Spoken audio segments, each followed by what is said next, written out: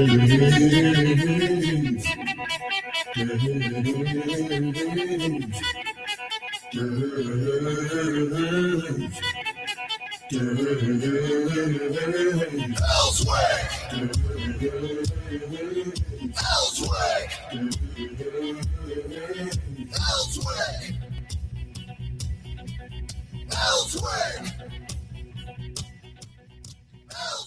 right, good morning. It's Friday. We made it through another week. That's good. Is there still a chance of rain today, Val? I don't know yet. I haven't looked at the weather yet. I'll look. Okay. And I'll give you a report here in a second. Okay, that's cool. That's cool.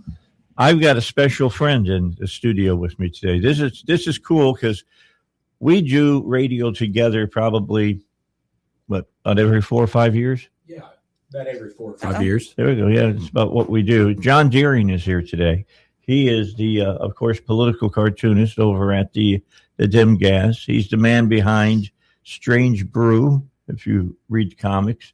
And Zach is the other strip that you do. Mm-hmm. Zach Hill. Yeah. How many papers carry Zach Hill? A couple of hundred. And then it's on several platforms like Go Comics, Archamax, different platforms like that online. Okay. I have a subscription to the Dim Gas, but they got to give me a new little flat screen thing to carry around so I can see it. Oh, the pad. I gave up the ghost. It won't take a charge now, so got to take it back to them. But Strange Brew, I remember back, I don't know, 10 years ago. Mm-hmm. You were getting a little bit tired of doing it. Yeah. Over time, you go through different phases with any kind of creative endeavor, and it sort of ebbs and flows. And I think, just to be honest, I think that it's not always going to be consistent. But then I picked up the mojo again and started, getting a little more gung-ho about it again. Found some different ways to express that. Yeah, let's be honest, John. Strange Brew, you got to be a little strange to do. You got to be a lot strange. Because one day it'll be like in a Sunday strip a couple of weeks ago, aliens have abducted this poor guy, and one of them is holding this strange whirling device, and the alien is telling him, I guess they must have an English translator. Right. He's telling him, how long since your last colonoscopy? And so, Only us old folks get that. Yeah, it's relatable. But Right. now colonoscopy is the number one cancer knocking off people your age. That's crazy. Yeah. It's really weird. There's been a change in it. Mm-hmm. That's what Mother Nature does. Just when you think that you figured out how to defeat her in something, she'll do something else to you. Survival of the fittest. Switches up on you. The survival of the fittest. Then how is Biden still alive? Yeah, I want to know that. You're right. That boy, man, people, he's got puppets walking him. Maybe he's he hasn't fell down the stairs and broke his neck yet because they placed little placemats all over the floor for him to step on. There's something in something in that ice cream. There must be. There must be. It's truly though a case. I got this weird picture on my computer today. Have you seen this picture? No. It looks like, I don't know if I want to see it. You know how much I hate traffic circles. Oh, I hate them too. They've got a traffic circle going over a bay, it looks like. Oh, somebody did that on purpose? And I have no idea why there's a traffic circle. Did Doc put that on there for you? That would have been a lot cheaper to do just straight road going across. Oh, that's like in Perdido. It's ridiculous. That? Oh, my gosh. We complained for like a year in Perdido because of the traffic circle. Like when you go around, you just go around the curve and there's the beaches. And like everyone just doesn't go. So it stopped the flow of traffic and it goes up over the bridge and then down the other street. Like I said, past my house. Well, this has got it's two straightaways coming into a circle that is built up around, I'm going to say it looks like a river. around the river. It's built over the river. Isn't it just stupid? It's not like you can get off in the circle. Right. Somebody must have gotten a good contract for that. Right. Let's just do this. Yeah. They didn't think that one through. They had to use the money. They must. I bet you the architect of this is from Minnesota. Maybe. Or from Arkansas. I bet you any money. Because they put one over by the zoo, and that's nonsense. Yeah, I agree with that. Well, they're doing the circle thing is a big thing now. Everybody's doing it. Conway hate them. Has a billion circles. No, now. but then you need to teach people how to use them because these people are stupid. I'm sorry if you're listening. I'm sorry if you're one of the people that don't go in a traffic circle. You got to go. It's easy. I mean, if the French can do it, we can do it. I can do it. You can do it. John can probably do it. Yeah. Sure. But most people, and they just, and you know, like in Perdido, that's where all the tourists go. They don't, it's like every state doesn't know how to use a traffic circle. Like it's literally, they'll just sit there. It says yield on every one of them, right? But then you got people that just go boom, boom, boom. And then you got people that just be like, I'm just going to sit here. Yeah. Until it's clear. 50 cars. Or refuse later, to take their rightful exit and just keep going around and around. Just and in around. the circle? Yeah. Hey, I did that in Tampa. I don't know if you've ever been to Tampa, downtown Tampa by Clearwater.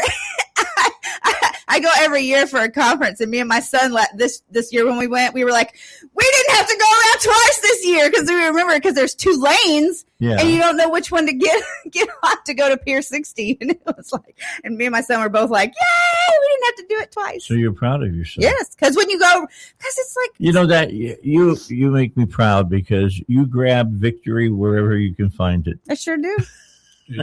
There's when pressure everywhere. When they call you the darkest blonde, that's what they call me at my marina in Florida. I'm the smartest dumb person you'll ever meet. That's what I always tell people. I'll say stuff though. Stuff pops out my mouth and I don't even think about it. And then I'm like, what did I just say that for? I like Perdido Key though. Oh, I love it there. Even with the traffic circle. Love it there. Have you been? You know what I'm talking about lately? It's so. I live my house there.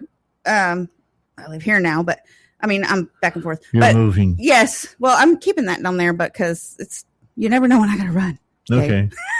You know, sometimes bullets chase me. I don't know. You have a go bag ready. Yes, exactly. But I live, you know, so I'm trying to think of if you know, what's the grocery store? Gosh, I have been gone 2 months. I can't remember the grocery store. No, Publix is the one past the light. Okay. Oh my gosh, it's the Winn-Dixie. Oh, okay. I live close to the Winn-Dixie, and that road gets so backed up. Like I live on Gulf Beach Highway, and that's a local road. Most of the tourists use Sorrento because that just comes straight from Pensacola. Mm-hmm. But Gulf Beach Highway is like the locals and all the marinas and stuff in the bay. So Sorrento is like 10. Yeah. Okay. Oh, it's worse. All right. They're supposed to be making it a 4-lane, but it's awful. I mean, like I said, during the summertime and then spring coming up, I mean, literally, I need a golf cart just to get out of my spring break. Yeah. I need a golf cart just to get out down the street to the store because I will sit there in my neighborhood to college get out. Kids are going to have to go back to Florida because God only knows you don't want to go to Mexico. Oh my gosh. Right? So, you know, and they Panama City's they're trying to change that whole, we're the party city now, but I don't know if nobody can go to Mexico right now. They might have to. Well, I don't go, you know, I go every year. I go to Panama City and spend 2 weeks there. But here's the key. I go the day after Labor Day. Yeah, that's the best time to go. That's when everybody has left. Yeah, September's the best time because you have the beaches all to yourself. There's no traffic. I like Pensacola Beach. Yeah, I like Pensacola Beach too. Yeah, I like the sand is just that's cool because you watched. Now you can watch the F-35s fly around. Oh, shoot, I see the Blue Angels every Tuesday and Thursday. Well, that's where they're. I go down to my boat at the marina. They fly over and they do their tricks. It's amazing. It's amazing. And like we were out door knocking for Bo Renshaw the other day, and over in North Little Rock, closer to the base. Mm-hmm. You know, at the end, and everyone was like, "Oh my gosh, look at that! Look at that!" I didn't even think anything of it because I'm just so used to the Blue Angels every morning. flying over the house. I'd be doing a Zoom call for work and Yeah, hold on a second, Blue Angels. I hear the jets ever so often, but typically, Well, yeah, you're in Cabot. where I live up there in Cabot, I hear the C-130s going, the J model. And it kind of doesn't phase you anymore after you hear it all the time. Oh, no. It never phased me. I was in the Air Force. Well, yeah, that's true. And I was on a SAC base all the time that I was in the Air Force. So I was by the big B-52s all the time. My Aunt Imogene, who lived in Fort Worth, right near the air base. Oh, nice. We'd go to her house and visit. This was way back in the 60s, early 70s. And the planes flying over would shake the whole house. Oh, yeah. Rattle the dishes, Oh, yeah. And she was not fazed by it. She was just totally used to it. Just hold them there. It's the same thing if you grew up in a house next to railroad tracks. Yeah. Oh, yeah. Hold on a second. And it's funny. My grandpa. Hold on a second, baby. Let train go by. Yeah. That's what dinner conversation was. Old if 67. If the train came by while you were talking, you just stopped talking for a moment, let it get by. At least let the engines get by. No, we lived right over the railroad track. The clickety clack, that didn't bother me at all. Yeah. That's no big deal. And you sleep through it. You learn how to respect a train. That's for sure. When you live by them. Well, you stop at those crossings. Yeah, you don't. Yeah, you figure out how much power there is in one of those locomotives when they're pulling. Let's say they got 3 locomotives hooked up together, and they're pulling 180 cars. Mm-hmm. That is a lot of weight, folks. And it's not going to stop. No. My uncle. I don't think it's going. It's not like you're in the car and you jam on the brakes. It doesn't work that way. No, my uncle. Every time we would go visit my grandpa, my uncle would be down there, and he'd be like, let me go check the crossing. He'd be up there. He'd be like, come on. Every time, never failed. It was, yep. Well, John, what's on your meter? As you're looking at doing political commentary now through the the artwork that you do. Just the midterms coming up. Oh, okay. The whole situation in Texas is certainly interesting. I bet that's good to draw about. Cartoon. What do you call it? How do you cartoon? Political cartoons.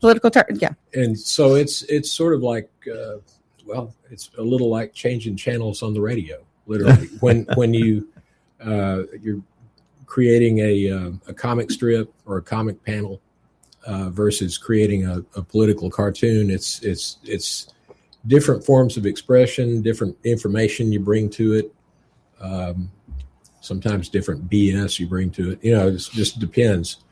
But with Strange Brew, I'm usually bringing in pop culture, wackiness. Political cartoons, it's supposed to be more serious. How'd you get into that? Well, I was a fine arts major in college, but I was always drawing. And he needed a job. And I needed a job. There you go. Yeah, it's like, I was a philosophy major. So a job opening came up at the Democrat, and this was back in 1981. When there were 2 newspapers in the city. When there were 2 newspapers. And this was in the advertising department doing layout and paste up. So I was working in there from March of 81 until July of 81. John Kennedy and I became friends. I'd go up and see what they were doing up on the second floor, just because it was fascinating. I saw them drawing these cartoons. I'd never actually seen anybody do that. So I started submitting cartoon portfolios, and one afternoon, he came down to talk to me because he actually had he was stumped for a cartoon idea for the next day, and he was wanting to do something on Bill Beaumont. Okay, Judge Bill Beaumont. So about 5 minutes before he came downstairs to talk to me, an X-Acto knife rolled off the table and landed in my knee. Oh. So I'm bent over, hobbling to the restroom to put a paper towel on it. Yeah. He comes by and says, "Hey, what's going on?" I just nothing. I just impaled myself. Yeah. So he asked for a cartoon idea, and I did a rough sketch, and he incorporated it into his cartoon. And then he said, I'd like to talk to you. We're going to have some openings in the editorial department, and would you be interested in coming up? That was in July of 81, and went to work there in 81, and the rest is history. The rest, as they say, that's pretty cool. That's the way it was. Yeah. Too bad Uncle Walt's not still around. I could have got that voice bite to play right there. It would have been great. All right, let's get our first break in. It's 7:20 on a Friday morning. There is a slight chance of rain, about 20% chance. That looks like it's. Did you look? Yeah, I've got 62 degrees, mostly cloudy. Okay, there you got. There was some rain that came through early this morning, evidently, and that cloud bank was well on its way to the east when I left for work. So, bottom line, looks like it's going to be in the upper 70s today, and a pretty nice day. And tomorrow it's supposed to be 60% chance of rain. Okay, so tomorrow, they're going to wait till Saturday to ruin our weekend. Of course, right while we're in the middle of doing something fun too. Yeah, doing something fun, and now we won't be able to do it. All right, let's take a break. Then we'll be back with more. John Deering is my special guest. You hear him all the time on the political page of the Dim Gas. You hear him? Yeah, you hear him. He puts you don't have to read the words of his cartoons. Right. You just look at it. It's like I know John well enough. I know how his voice sounds, and I hear his voice. If it wasn't for cartoons, some people wouldn't even know how to. When a cartoon falls in the forest, does it make a sound? Good philosophical question. I like that. All right, we'll be back in just a moment. We asked parents who adopted teens to share their journey. We just kind of knew from the beginning that we were family. They showcase a sense of love that I never had before. I mean, he's not only my parent, he's like my best friend. At the end of the day, it's all been worth it. I wouldn't change a thing about our lives. Learn about adopting a teen from foster care. Visit adoptuskids.org to learn more. Brought to you by Adopt US Kids, the U.S. Department of Health and Human Services, and the Ad Council. We asked parents who adopted teens to share their journey. When I met both of them, it was like my missing pieces were found. It was just like an instant, these are my kids. If you're considering adopting a teen, just do it. Kids need families. I don't care the age. Everybody deserves a family. Learn about adopting a teen from foster care. Visit adoptuskids.org to learn more. A message brought to you by Adopt US Kids, the U.S. Department of Health and Human Services, and the Ad Council. Let's be honest. The National Symphony may not be in his future, but he wanted to try violin. So you said yes because you love him. And if you love him that much, love him enough to make sure he's buckled up and in the back seat. Find out more about keeping your kids safe in your vehicle at nhtsa.gov/the-right-seat. Show him you love them. Keep them safe. Visit nhtsa.gov/the-right-seat. Brought to you by the National Highway Traffic Safety Administration and the Ad Council. It's 4 a.m., Monday, and you're literally sucking baby snot through a tube because she's congested. Man, that's love. And if you love her that much, love her enough to make sure she's buckled in the right car seat. To make sure your child's in the right seat for their age and size, visit nhtsa.gov/the-right-seat. Show them you love them. Keep them safe. Visit nhtsa.gov/the-right-seat. Brought to you by the National Highway Traffic Safety Administration and the Ad Council. America is at a tipping point. To ensure we stay the land of the free and home of the brave, you need to be informed and engaged. That's why we're here. 101.1 The Answer, where Little Rock comes to talk. The Dave Ellswick Show is back. 101.1 The Answer. All right, back with you here on the Dave Ellswick Show, 24 minutes after 7. Don't forget, coming up after 8, Robert Steinbach will be with us, and we'll see what he's got in his column in the Dim Gas today, and he'll talk about that, and we'll talk about other things that are going on. Somehow, I think we'll get the word Iran into the... he'll probably be ranting Iran. Into the conversation today. Anything going on in Iran? Just a little bit. More from our end, because the Iranians really are having a problem now. I saw that the Crown Prince, exiled Crown Prince, is saying he's going to take it back. He's in line, and they're not going to accept any kind of anybody they put forth. Well, I don't blame them. Yeah. Why would you Why would you go back and have an Islamic Republic again? I mean, they've been chanting when they were killing 30,000 of them a few months ago. They were chanting Islam, no, democracy, yes, And I don't want them to see him go into a pure democracy. I want to see him. He wants it to be a democracy. A republic, but he would be the leader. He don't want to be the crown prince per se, like a king, queen kind of thing, but he wants it to be kind of more democratic.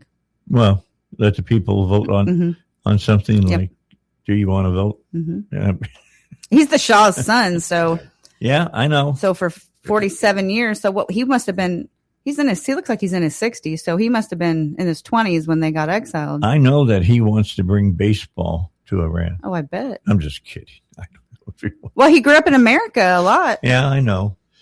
Yeah. I was talking about that the other year. John remembers is when America, their sport was baseball. Yeah.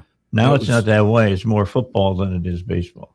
That was the national pastime. It was. Seems like it's abusing women, if you ask me. As far as football is. No, their pastime. Oh.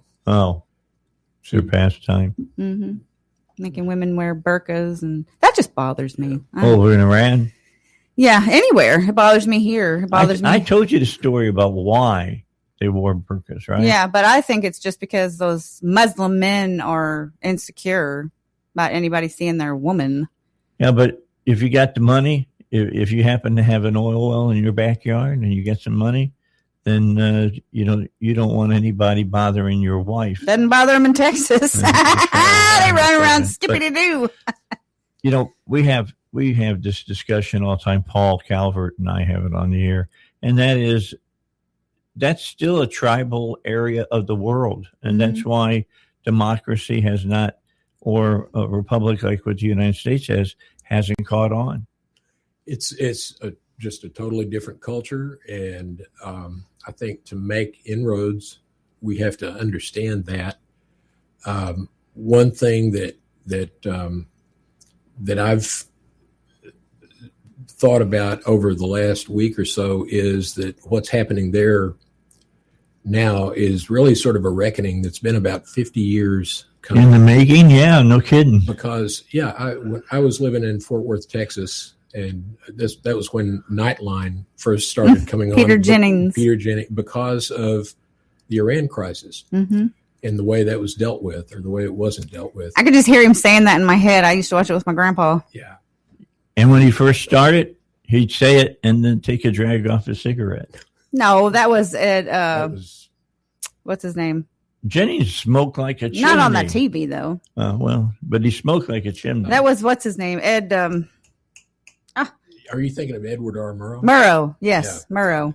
I'm not going back that far. But yeah, Peter, well, I do because I was a broadcast major. Peter Jennings started smoking again after 9/11 and smoking heavily. He had stopped, and just the stress, whatever of covering it, he started smoking again, and I guess that's what got him.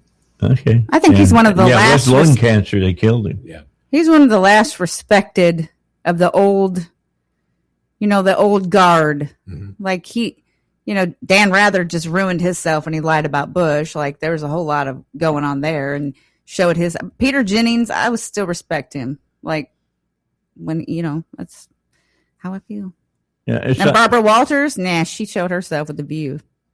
Well, the View that is today was not the View that Walters she started, right? It. But still, she really wanted to have a talk show that people could voice their views on without being dissected live and on the air. And look what happened. The Democrats took over. What can I tell you? All right, let's take a break. We got some opinion that we got to get to, and then we'll be back in just a moment. John Deering is my guest here on the Dave Ellswick Show. Bill O'Reilly here, and I'm warming up. Stand by for the O'Reilly Update Morning Edition. But first, homeowners, when is the last time you checked your home title? Scammers are everywhere, and they're targeting your equity. With just a single forged document, they can file at the county. So don't wait until it's too late.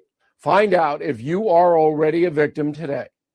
please go to HomeTitleLock.com.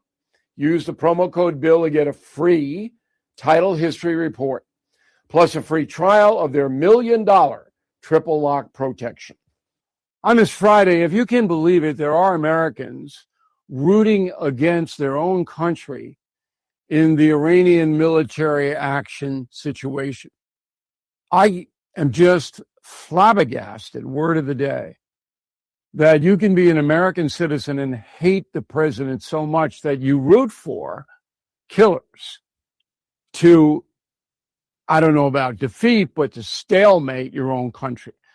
The worst I've seen is Senator Chris Murphy from Connecticut, who's an absolute Trump hater, a fanatical, radical leftist.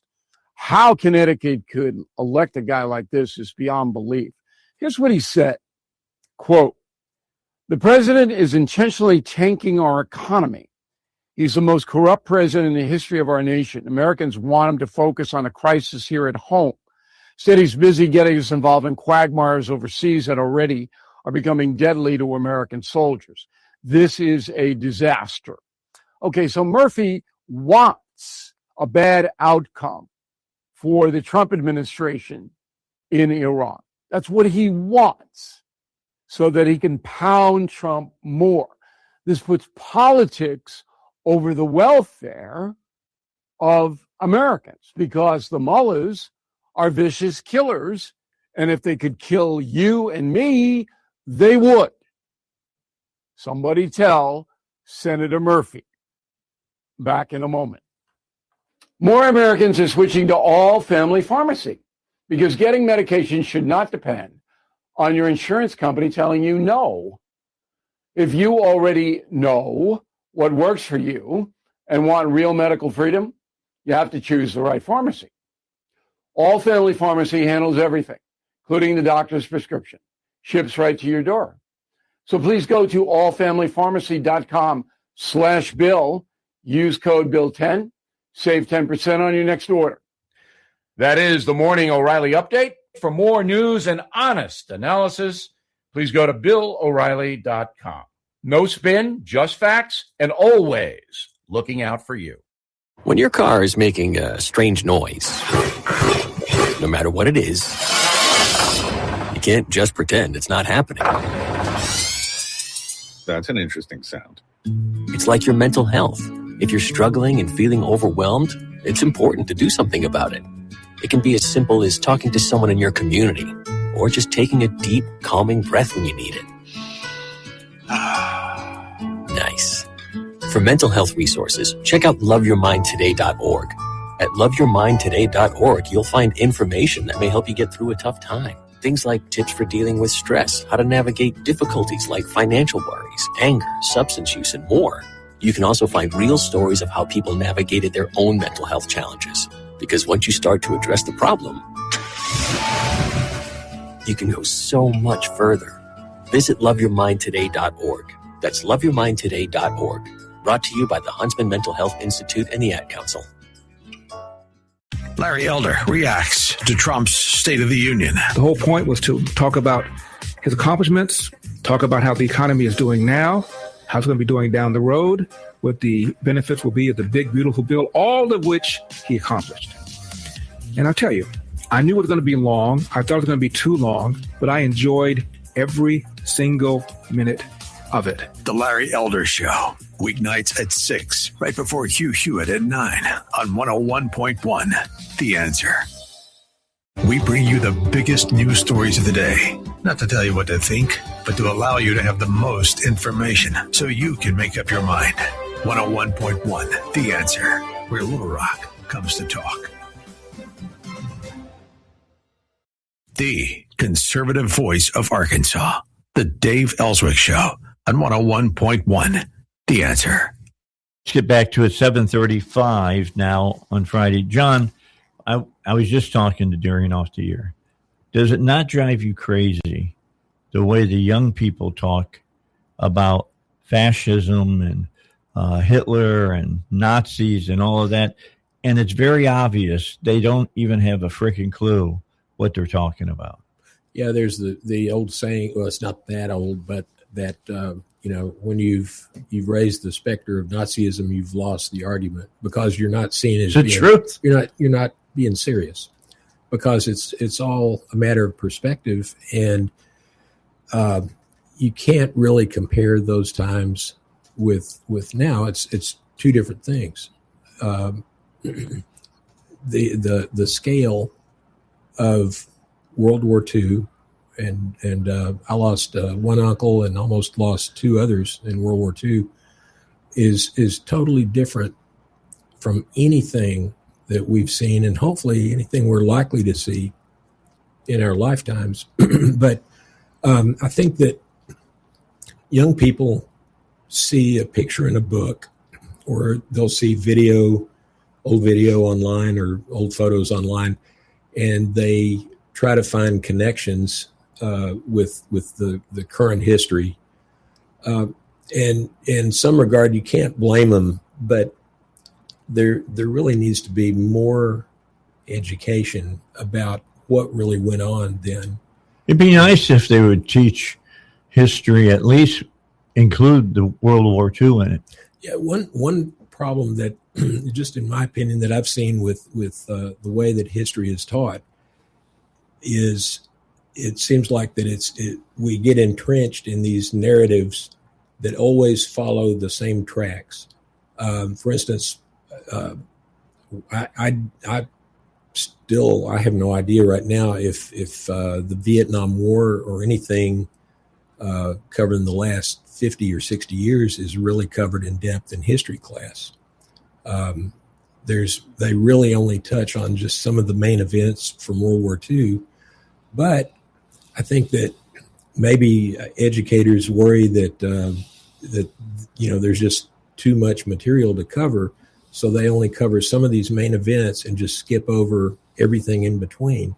How we got to that point, how we're getting to certain situations we're in now, and that's where I think there's these big gaps where kids sort of fill in the gaps themselves, and typically are wrong. And that's the way and typically are wrong. I think that's the way our mind works. We tend to fill in the gaps with what we think we know. But as Donald Rumsfeld said, you don't know what you don't know. That's exactly right. I had him on the air, and he said that to me, and I'll never forget that. And they had set a big tent out. This was after 9/11. They put a big tent up out on the South Lawn, and they brought in just about every talk show host that they had a number on. Mm-hmm. And I was lucky enough to get there. And I'll never forget just flying into D.C. at that time. When you got within 30 minutes of D.C., you could not leave your seat in the plane. Yeah. And they said right from the front, and this is Southwest, all right? This is the Southwest that used to roll beer down the aisle to the passengers. And, they made the statement, if you stand up and don't sit right back down, we will shoot you. Yeah. I mean, everything had changed. I mean, it had pivoted already. Just it was overnight. Really amazing. It was real amazing. And so I went and did that, and Rumsfeld was one of the guys that I was lucky enough to get on the air. And he said just that. I mean, that's one of his, you don't know what you don't know until it happens. I've quoted that around my family to the point that they get annoyed. They'd say, good Lord. But it's the truth. It is true. It's the truth. You don't know what you don't know. The piece of history that I keep telling people about is Neville Chamberlain. Mm-hmm. And the whole Peace in Our Time, and how he had gotten that big peace plan all signed from Hitler, and he landed in London and was heading over to talk to the prime minister, and lo and behold, Hitler invaded Poland. Appeasement. Yeah. That's what we've been doing for 47 years with Iran. Yeah. And that is a problem that I have with the current administration. I feel like that a lot of the same level of support that we're giving the Iranian people we should be providing for Ukrainians. They have their own problems, but I feel like Russia is a bigger threat. Well, they got the nukes. Everybody ridiculed Mitt Romney, including Barack Obama. Yeah, they did when they had that debate. When he said that the biggest current threat was Russia. I thought that was somewhat off the wall, but boy, was he right. Well, he probably had sat in on a few briefings. Yeah. That's what I always tell people. If you ever were elected president, the first time that you sat down and got a briefing from all the intelligence agencies and you knew what was really happening in the world, number one, you would go to the bathroom to clean yourself up. Yeah. And number two, you would understand that everything just changed in your mind. Mm-hmm. Yeah, it's, over the years, it's been really interesting to read how many times we've supposedly come close to World War III. And we didn't know it at the time. We found out, 15, 20 years later. But yeah, it would be really something to be a fly on the wall during one of those briefings. I'd like to be a fly on the wall right now during the Trump administration, because he's doing a lot of right things. I mean, imposing the Monroe Doctrine again in our hemisphere is the right thing to do.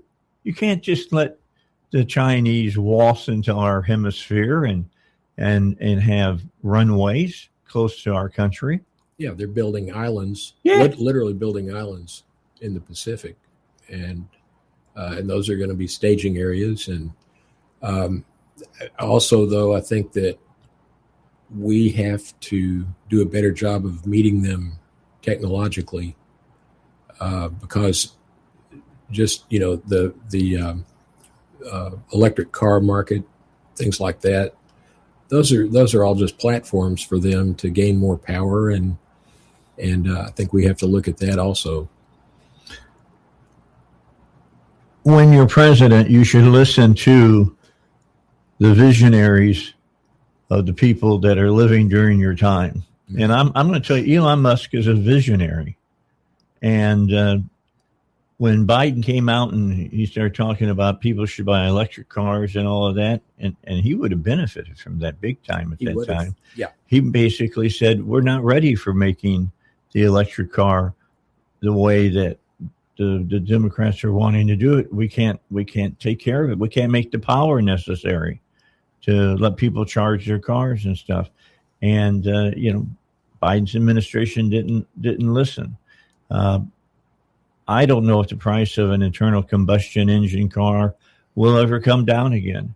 I mean, they pushed it to the brink already. Yeah, it's already pushed to the brink. And yeah, if the Biden administration had listened to Musk,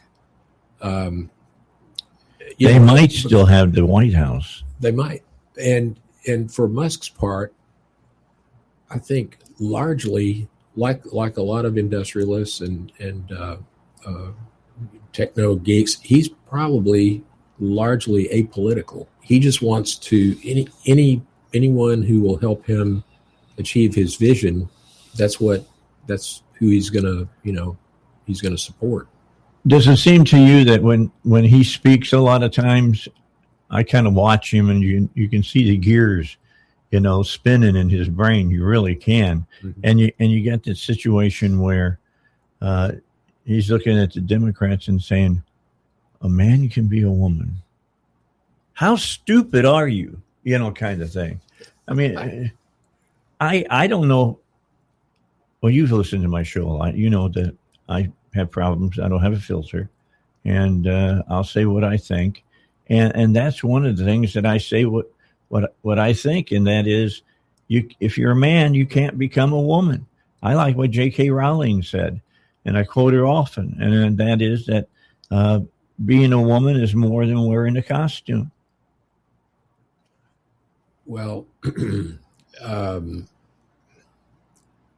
I have family members in the medical profession who have pretty strong opinions about that. Uh-huh. And it all sort of comes from actually paying attention in biology 101. Really? So that's the truth. I mean, some of the things they've been arguing in front of the Supreme Court, John, did you ever in your wildest, you would probably put it in a Strange Brew comic if you had some guy in front of the Supreme Court looking, saying, yes, a man can menstruate. Well, I've done some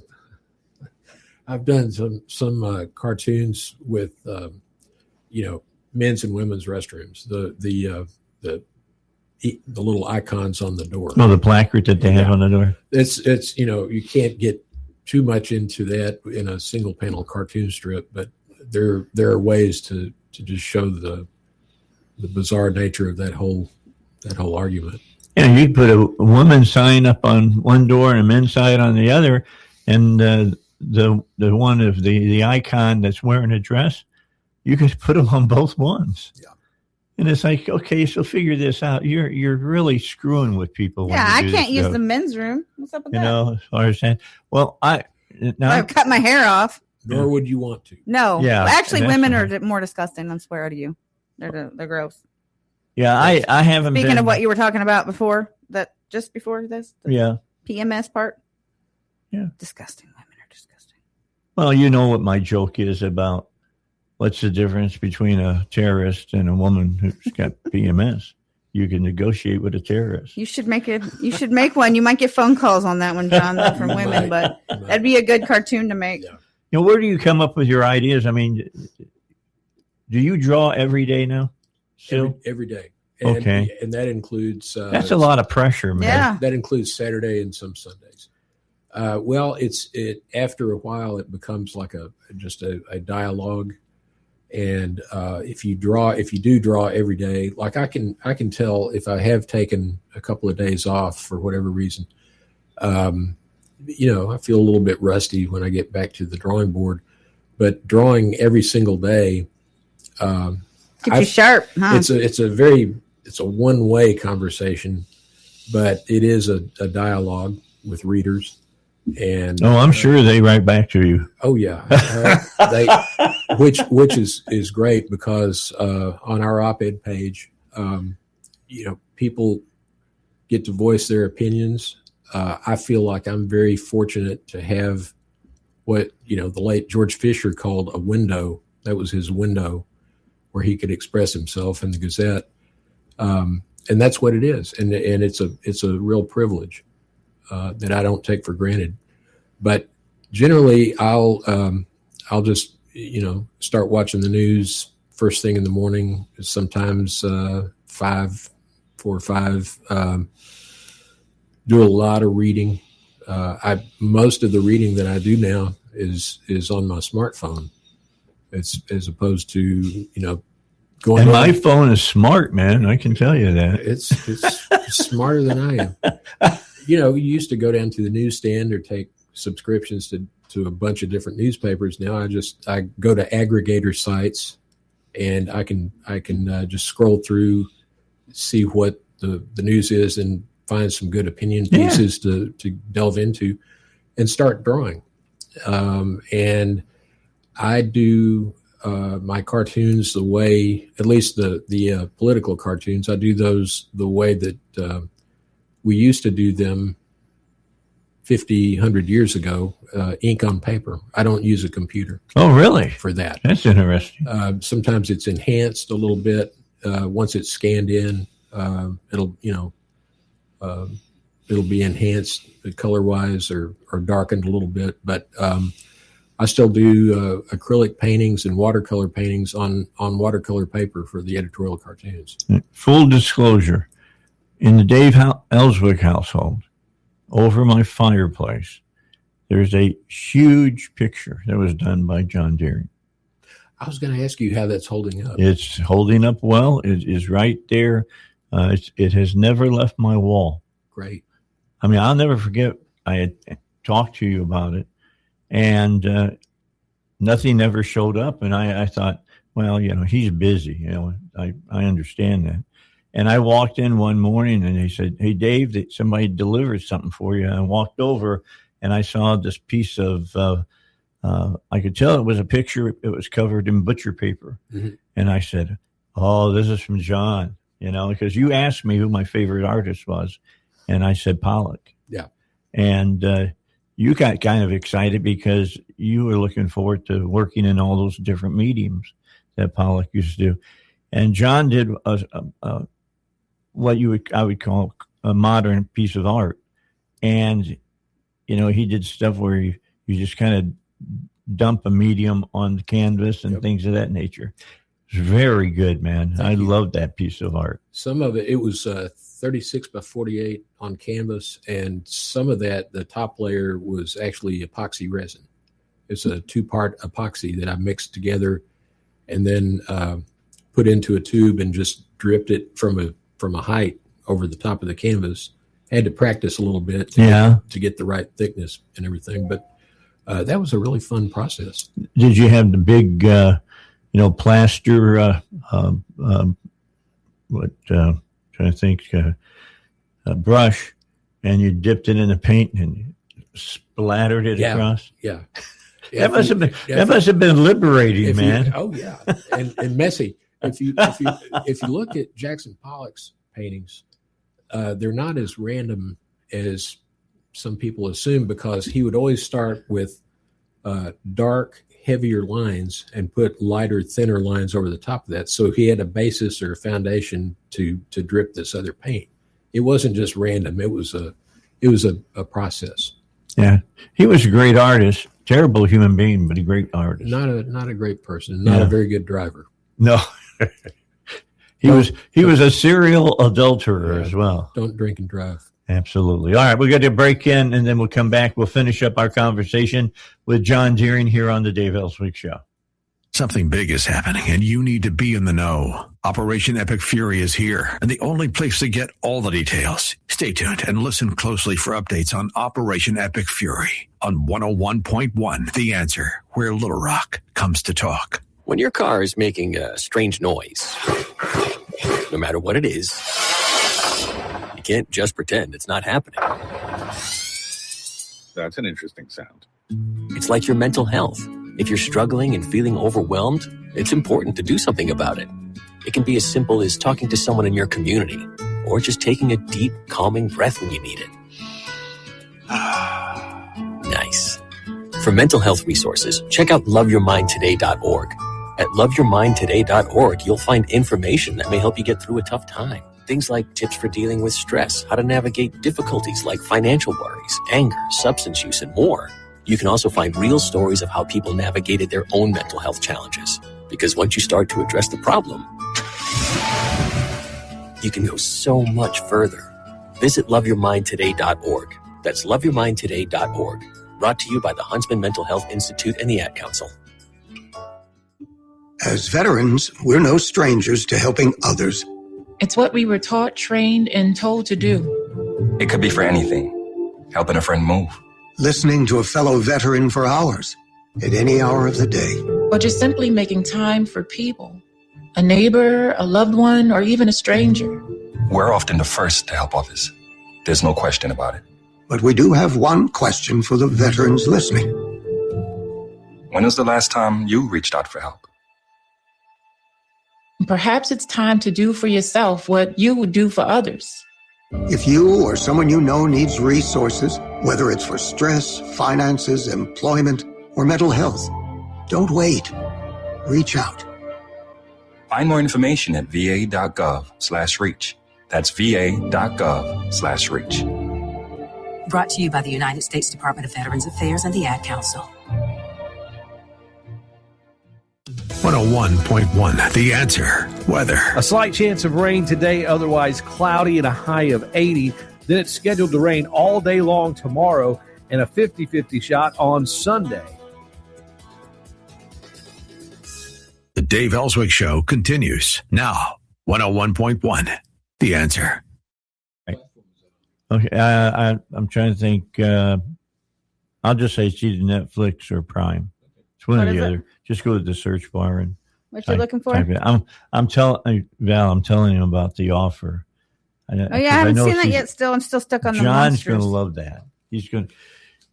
Are you a big fan of the Godfather series? Absolutely. Okay, you're going to love it. 1 and 2. Yeah. Well, they were the best. There's no doubt about it. You got one that was the best movie ever made, and you get the second one, best sequel ever made.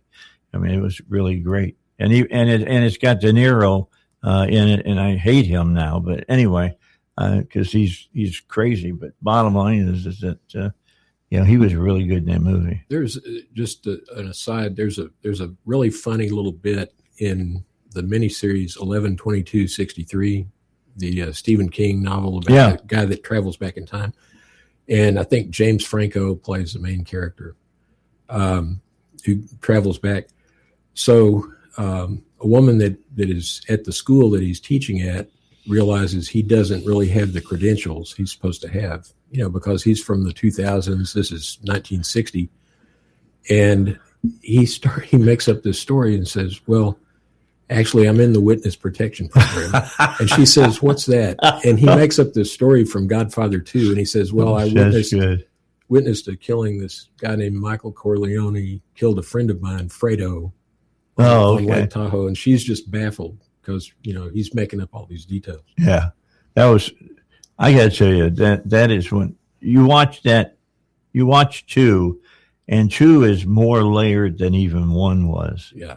And Coppola and the writer of The Godfather, they were very clear when they did The Godfather that they couldn't get the whole book into one movie. So that whole backstory was what they wanted to do in the second movie. Coppola knew it was going to be a hit. He just knew it was going to be a hit. And I agree. I remember how big of a hit it was. And they got some pushback from the mob at the time. That's what the offer, and I was just telling him about this. This guy had to deal with the mob to be able to shoot in New York City. Yeah. And, Coppola is one of those guys you want to go to the real place if you can and shoot the scenes and stuff. So, they found the house that they wanted to use, and the guy had agreed to it, and they got to within 2 days of shooting, and all of a sudden he calls up, so can't use the house. Wow. And evidently the mob had called him and made him an offer he couldn't refuse. And then he refused him, and he went ahead and let him shoot the movie there. But I was telling you during the break, Joe Colombo became really good friends with the producer. Ruddy is his last name. And it's his recollections that they used to do the offer. I wish he would write a book, so I could sit down and read it, because it would be more specific in it, and really interesting. That'd be really, really interesting. I'll catch that. Yeah, you'll like it. You'll like it a lot. And a lot of people, things have really changed a lot. People don't. You and I could do a show about what we've seen. Over the last 40 years. And it's incredible. It really is incredible. Just how much cars have changed. That's no kidding. Yeah, I try to tell people there's no real personality to automobiles anymore. Used to be, cars had their own personalities. Mm-hmm. You could look at the rear end of a car and you knew what kind of car it was by how big the fins were on it, things of that nature. And you could pop the hood and actually look down through the engine and see the ground. Yeah. That was something. Not that. I'm amazed that I had that 69 Dodge Charger with the 440 in it. Oh. And I remember opening up the hood of that, and you couldn't put a piece of paper through the engine compartment because it was so full. And now they make little 6-cylinder engines with a turbo booster on it that does everything. All right. John, thanks for coming in. Yeah, thank you. I appreciate it. Scout handshake. We'll get you back in. All right. We're going to take a break. Thanks. Here's your news. Breaking news this hour from Town Hall. Amit Thomason. February saw more job cuts than analysts had been expecting. The Labor Department says employers shed 92,000 employees last month. The unemployment rate holding steady at 4.4%. The southern suburbs of Beirut tremble beneath thunderous Israeli fire as the Israelis go after Iran's proxy, Hezbollah, in the Lebanese capital. The U.S.-Israel war on Iran is now a week old, and President Trump has high hopes for the Iranian people once Operation Epic Fury wraps up. There's much better future for Iran. It's now beginning. It's going to be, I think, a great future, and the United States will ensure that whoever leads the country next, Iran will not threaten America or its neighbors, Israel, anybody. Mr. Trump says what's left of the Iranian leadership is desperate to make a deal, but the president says they have their chance. Time for talk is over. 4 men under arrest in the UK on suspicion of spying for Iran. The Metropolitan Police say the suspects, 1 Iranian and 3 dual British-Iranian nationals, were taken into custody on suspicion of assisting a foreign intelligence service. The men are suspected of spying on locations and individuals. 6 other men were also arrested in Harrow, West London, on suspicion of assisting an offender, and they've been taken into custody too. Commander Helen Flanagan, who's in charge of counter-terrorism policing in London, tells the media, "We understand the public may be concerned, in particular the Jewish community. And as always, I would ask them to remain vigilant, and if they see or hear anything that concerns them, contact us. Searches are ongoing at the suspects' addresses, as well as other properties nearby." I'm Charles Philadelphia. Oklahoma Republican Senator Mark Wayne Mullen, President Trump's choice for Homeland Security Secretary. Mr. Trump fired DHS Secretary Kristi Noem. Watching Wall Street, Dow futures down almost 600 points. NASDAQ futures off 376. Townhall.com. Dennis Prager here for AmFed Coin and Bullion. I've always been a strong believer in precious metals investment, and I've always been fascinated with rare coin collecting. But owning the wrong coins that only make dealers a lot of money can be catastrophic for your investment portfolio. AmFed Coin and Bullion specializes in taking people out of non-performing coin portfolios and turning them into gold, silver, or platinum bullion. They tailor a portfolio based on your goals and not what they want to sell you. You'll never experience scare tactics, misleading hype, or high-pressure sales from owner Nick Grovich and his very knowledgeable staff. They will evaluate your portfolio, show you how your coins have performed, and take the time to educate you on the ugly industry practices so that you can make an informed decision. Smart people can make very bad investments when they're under pressure and lack the facts. Call 800-221-7694. That's 800-221-7694. AmericanFederal.com. The Pentagon has classified AI firm Anthropic a supply chain risk. Stems from the company's refusal to grant the Department of Defense broad use of its technology. The designation by the Pentagon takes effect immediately and marks the first time the U.S. government has classified an American firm as a supply chain risk. The Pentagon said the military will, quote, not allow a vendor to insert itself into the chain of command by restricting the lawful use of a critical capability and put our warfighters at risk. At issue was whether the U.S. Department of Defense could use Anthropic's Claude AI model for mass domestic surveillance or targeting decisions made without human intervention. Those were red lines drawn by Anthropic CEO Dario Amodei. The BBC's Lily Jamali. Indonesia will ban social media for kids under the age of 16. The government regulation means the under 16 crowd can no longer have accounts at high-risk digital platforms. News and analysis, townhall.com. It's that time of year again, daylight saving time. Clocks spring ahead 1 hour, 2 a.m. Sunday in most of the U.S. For many, it throws off sleep schedules, plunges early morning dog walks into darkness, inspires millions of complaints. So what about permanent daylight saving time? Kenneth Wright with the University of Colorado. When we're looking at people being on permanent daily saving time, that actually changes our relationship to the sun. And in particular, what that means is if we're on permanent daylight saving time, we're going to have many more dark mornings. People will be driving to work. Children will be standing there for the bus or walking to school in the dark. And it can increase that by more than 100 days compared to what we currently do right now. No clear consensus about what to do, and every solution will still leave millions of Americans in the dark later in the morning or earlier in the evening than they would like for a chunk of the year. More on these stories, townhall.com. Up in Your Business with Carrie McCoy, a production of flagandbanner.com. Through storytelling, conversational interviews, and Carrie's natural curiosity, this weekly radio show and podcast offers listeners an insider's view into the commonalities of entrepreneurs, athletes, medical professionals, politicians, and other successful people, all sharing their stories of success and the ups and downs of risk-taking. Up in Your Business with Carrie McCoy, Saturdays at 2 and Sundays at 10 on 101.1 The Answer.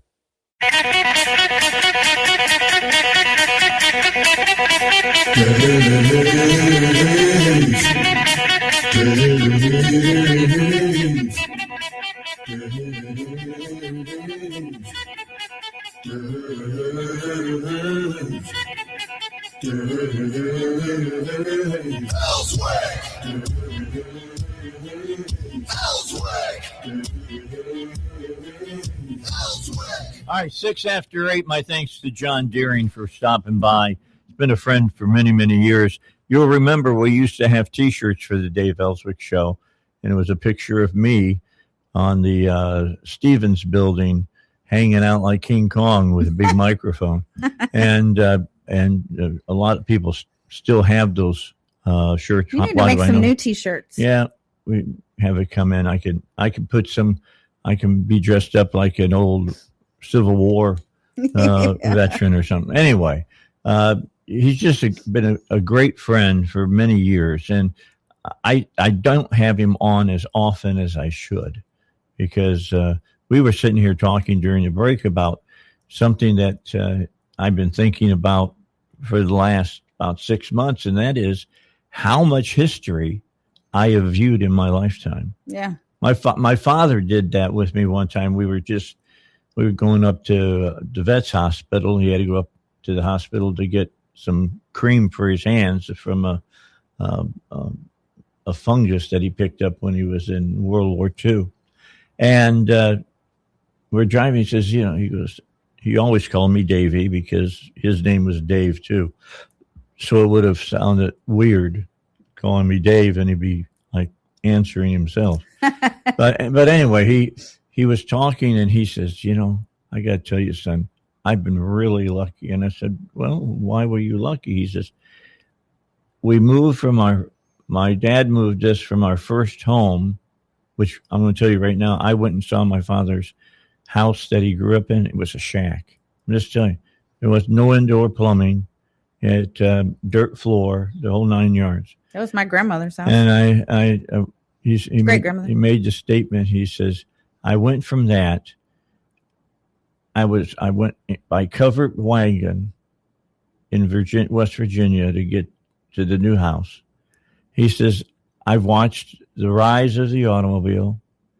I've watched, airplanes taking you all over the world.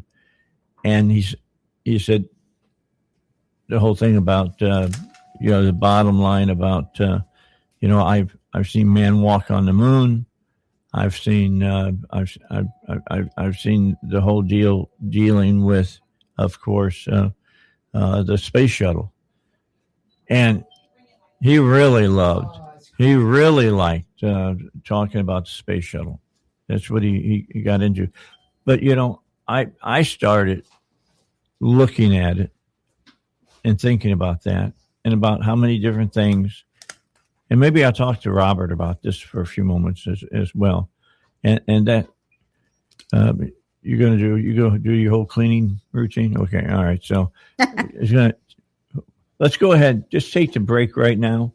And that way we can get our commercials all in. And then I don't have to take a break with Robert when he gets on the microphone. You think he can talk that much? Yeah. Well, I know he can talk that much. That was a joke. I know. He is like me. He is never without an opinion. It is just the way it is. All right, we'll be back with more here in just a moment. It's the Dave Ellswick Show. It is a Friday, and I'm loving it being a Friday. Robert's going to be with us until 10, and then Razorback Zach is going to be with us to talk a little bit of Razorback sports from 10 o'clock, 11 o'clock. Talk to him about the baseball team. Talk to him about spring practice is just around the corner for football. And see what new things he's hearing from about up on the hill dealing with sports and what the Razorbacks are doing. Okay, but 10 after 8 right now. We'll be back and pick it up with Robert in just a moment. If things don't change, can you imagine America in 20 years? Scary thought, isn't it? The good news is we have the power to take our nation back. Stay right here for all the information you need. 101.1, The Answer. When your car is making a strange noise, no matter what it is, you can't just pretend it's not happening. That's an interesting sound. It's like your mental health. If you're struggling and feeling overwhelmed, it's important to do something about it. It can be as simple as talking to someone in your community, or just taking a deep, calming breath when you need it. Nice. For mental health resources, check out loveyourmindtoday.org. At loveyourmindtoday.org, you'll find information that may help you get through a tough time. Things like tips for dealing with stress, how to navigate difficulties like financial worries, anger, substance use, and more. You can also find real stories of how people navigated their own mental health challenges. Because once you start to address the problem, you can go so much further. Visit loveyourmindtoday.org. That's loveyourmindtoday.org. Brought to you by the Huntsman Mental Health Institute and the Ad Council. What is dedication? The thing that drives me every day as a dad is Dariana. We call him Day for short. Every day he's hungry for something, whether it's attention, affection, knowledge. And there's this huge responsibility in making sure that when he's no longer under my wing, that he's a good person. I think the advice I would give is you don't need to know all the answers. The craziest thing was believing that your dad knew everything. So as a dad, you felt like you had to know everything. You had to get everything right. It's okay to make mistakes. As long as it's coming from love, then, it kind of starts to work itself out. I want him to be able to sit back one day and go, we worked together, we did a good job. That's dedication. Find out more at fatherhood.gov. Brought to you by the U.S. Department of Health and Human Services and the Ad Council. There's a real battle going on, not only for our future, but that of our children and grandchildren. How do we ensure they have it better than we do? One way is to keep listening to us. We're your information source in the battle. 101.1, The Answer. You can watch the show right now. The Dave Ellswick Show is streaming live on Facebook. This is 101.1, The Answer. 12 minutes after 8 here on the Dave Ellswick Show. I've got to quit doing it. It's just become a crutch. When they come out of break, I go, all right, I got to stop doing that and just start talking about the topic and wasting time. But anyway. Wasting time like just describing. Right, like right now. Yeah. Like right now he's wasting time. Yeah. Well, I just had John Deering on, okay, political cartoonist. Oh, yeah. For the paper that I work for. Yeah, and we were talking about how things have changed. And I was talking about how my father went from when he was a kid to when he was an adult. He went from the covered wagon to the space shuttle. Mm-hmm. And he was talking to me about it. And I never thought of my father, number one, being that old. Right. And he was. It's such like, I don't think of myself as being old. Do you think yourself? You're over 50 now, Val. When you think about it, do you think of yourself as being old? Oh yeah, I'm pretty old. Yeah, I don't think about being old. I do. In my head, I still feel like I did when I was 25 years old. Well, yeah, in there, but on the outside out here, I can't go out and play baseball the way I used to play or whatever. I mean, they took away half of my right foot. That's not possible. I just can't. Like, there's certain things that I can't do. Like, I can't go clubbing all night. Well, yeah. Those are the things I did when I was young, and then I had kids, and then I went to college. I mean, I guess I still do the things that I still do a lot of the things that I did, but I pay for them later. I hurt. But I guess as I get older, I do like most people do, is that when faced with your own mortality, you start thinking about what you've seen happen. Yeah. All right. You're how old, Robert? 58. Okay. So I got a few years on you. Mm-hmm. Deering is 70. And we were just sitting here talking about all the different things we've seen during the time we've been growing up. Right. And how things have changed. I mean, for me, in the 70-odd years that I've been alive, the biggest difference is computerization. Sure. You know, smartphones and all of that. I wanted to read something really fast for you. You know Buddy Fisher, and he sends out words of encouragement to me every day. Mm-hmm. Here's what he wrote. Today I have given you the choice between life and death, between blessings and curses. Now I call on heaven and earth to witness the choice you make. Oh, that you would choose life so that you and your descendants might live. That's from Deuteronomy 30:19. I think the New Life Testament. You know, and Buddy says every day, and I'm going to say you instead of I there, every day you have to make decisions, and daily you should be confronted with options to this day. Think about it. You choose better over bitter, blessings over curse, love over hate, get up over give up, receiving over resisting, thankfulness over complaining, committing over trying, determination over discouragement, progress over regression, accountability over irresponsibility. I choose life. And then he says, and may these speak to you, and may you think on and have grace to practice each one as the Lord would help you. Hope this blesses you today, buddy. It's nice. Good things. Yeah. A lot of good things to think about there. And it's funny because I had a long talk with my wife yesterday, and she had some different ideas about this and that, and about vacation and other things. And I was like, now, are you expecting a answer right after you're done talking? And she says, well, yeah, I kind of would like that. I said, I can't give that to you. I got to be like the coffee pot, man. I got to put all this through the grind of the grounds to come up with what I really think about them. So she came up with some stuff and said, let's do this instead of that. And I was like, I've known you for 35 years. You never liked that stuff, So anyway, it was interesting. So as you look back now, because you're getting to the age as well that you start looking back a little bit along with, I never stop looking forward. But I do consider what I've seen and what has happened, and helps me to understand some things that are happening today, because it's only a repeat of what I've seen already. And that is, what's the biggest change that you've seen?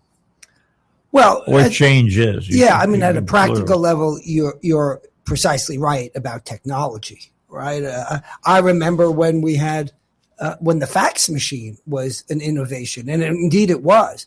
And I think the leap, for example, from a fax machine to email is less than the leap to the fax machine, because before the fax machine, you'd either have to hand deliver something or mail it, which someone else hand delivered, basically, right? And I practiced law when the fax machine was out, but not when email was ubiquitous, at least. And so it was really an innovation to be able to get access to a document immediately. Oh, I just finished something. Okay, send it to me.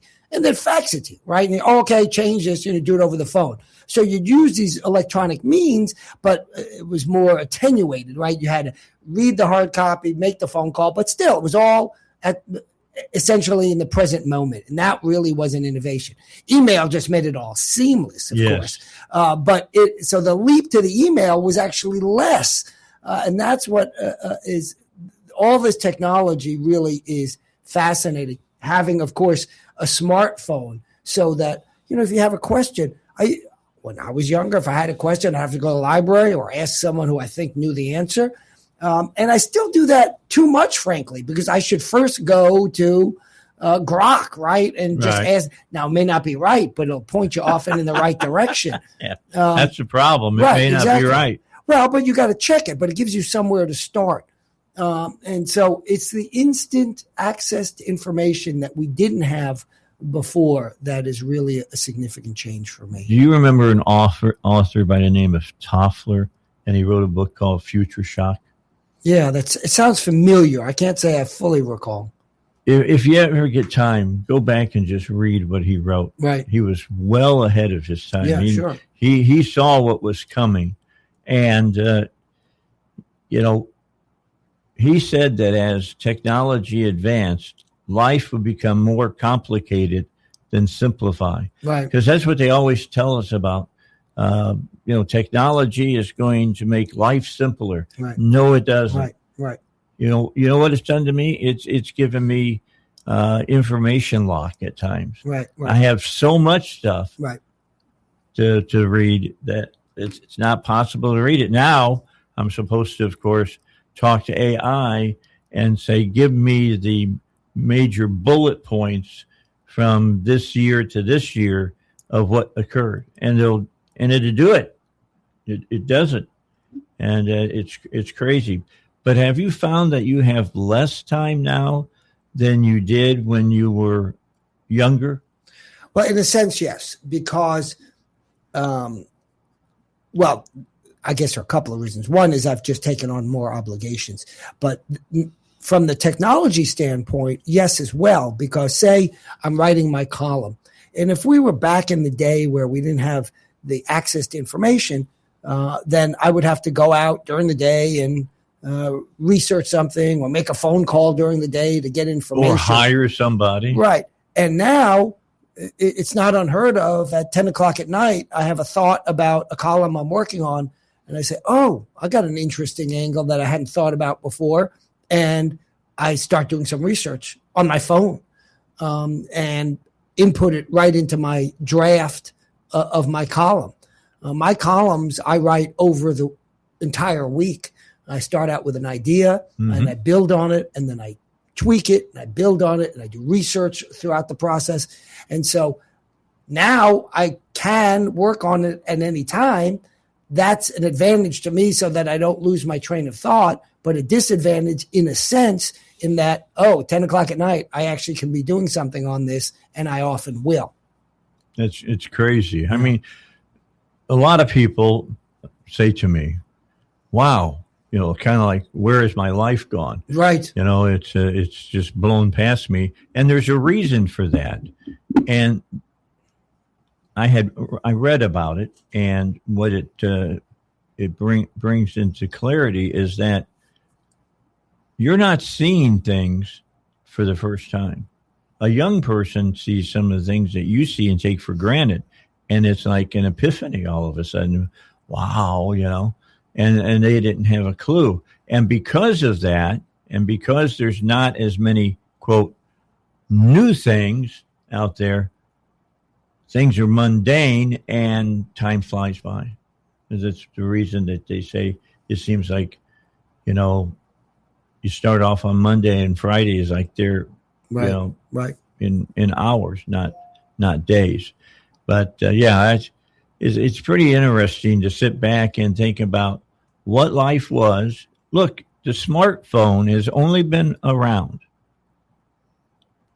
for 16 years. It's amazing. 2010. Yeah. And even then, most of us didn't have one.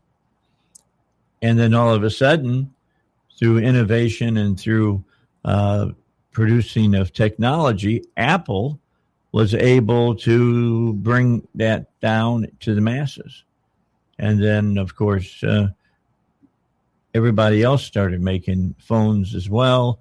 And now it seems like the only difference is between the smartphones that we have now versus the smartphones that we had 10 years ago is the quality of the pictures that you can take. And that in itself has changed life as we know it. The other thing that has helped me is GPS, right? It's ubiquitous now. And you should never get lost. Right. And I I was never good with directions and maps. Me and so neither. now it's fantastic. And I got an early GPS device before they were on phones. Yes. And I remember once it took me this really lousy way because it didn't have the most up-to-date information. Right. It still got me there, so that was an improvement, but it wasn't great. But nowadays, that's gone, right? They have all the roads on an ongoing basis, and it's all free. It's amazing. And the other thing is, it's all up to date, right? Basically, Right. I mean, they build a new subdivision, and you'll see a car driving around with a very bizarre-looking little dome on top of it, and they're not only mapping the streets, and whether this street ends and this street begins, they take video of all of it. And I know everybody has noticed this. You go to maps and you bring it up, and they've got a video that you can look at that shows you what intersections look like and everything. It's crazy. Yeah, it's fantastic. Can you imagine how many marriages have been saved because men won't ask for directions? Yeah. I used to get in fights all the time with my ex. Nice. We're just fumbling with the map and get lost, and it also makes going traveling to cities you don't know a lot more fun because you don't have to worry about a map. You just but then what do we do if we don't have internet? Yeah, and we get lost. If that goes out, I'm going to tell you that if by God, and I pray that it never happens, if some country strikes us with an EMP, life as we know it ends.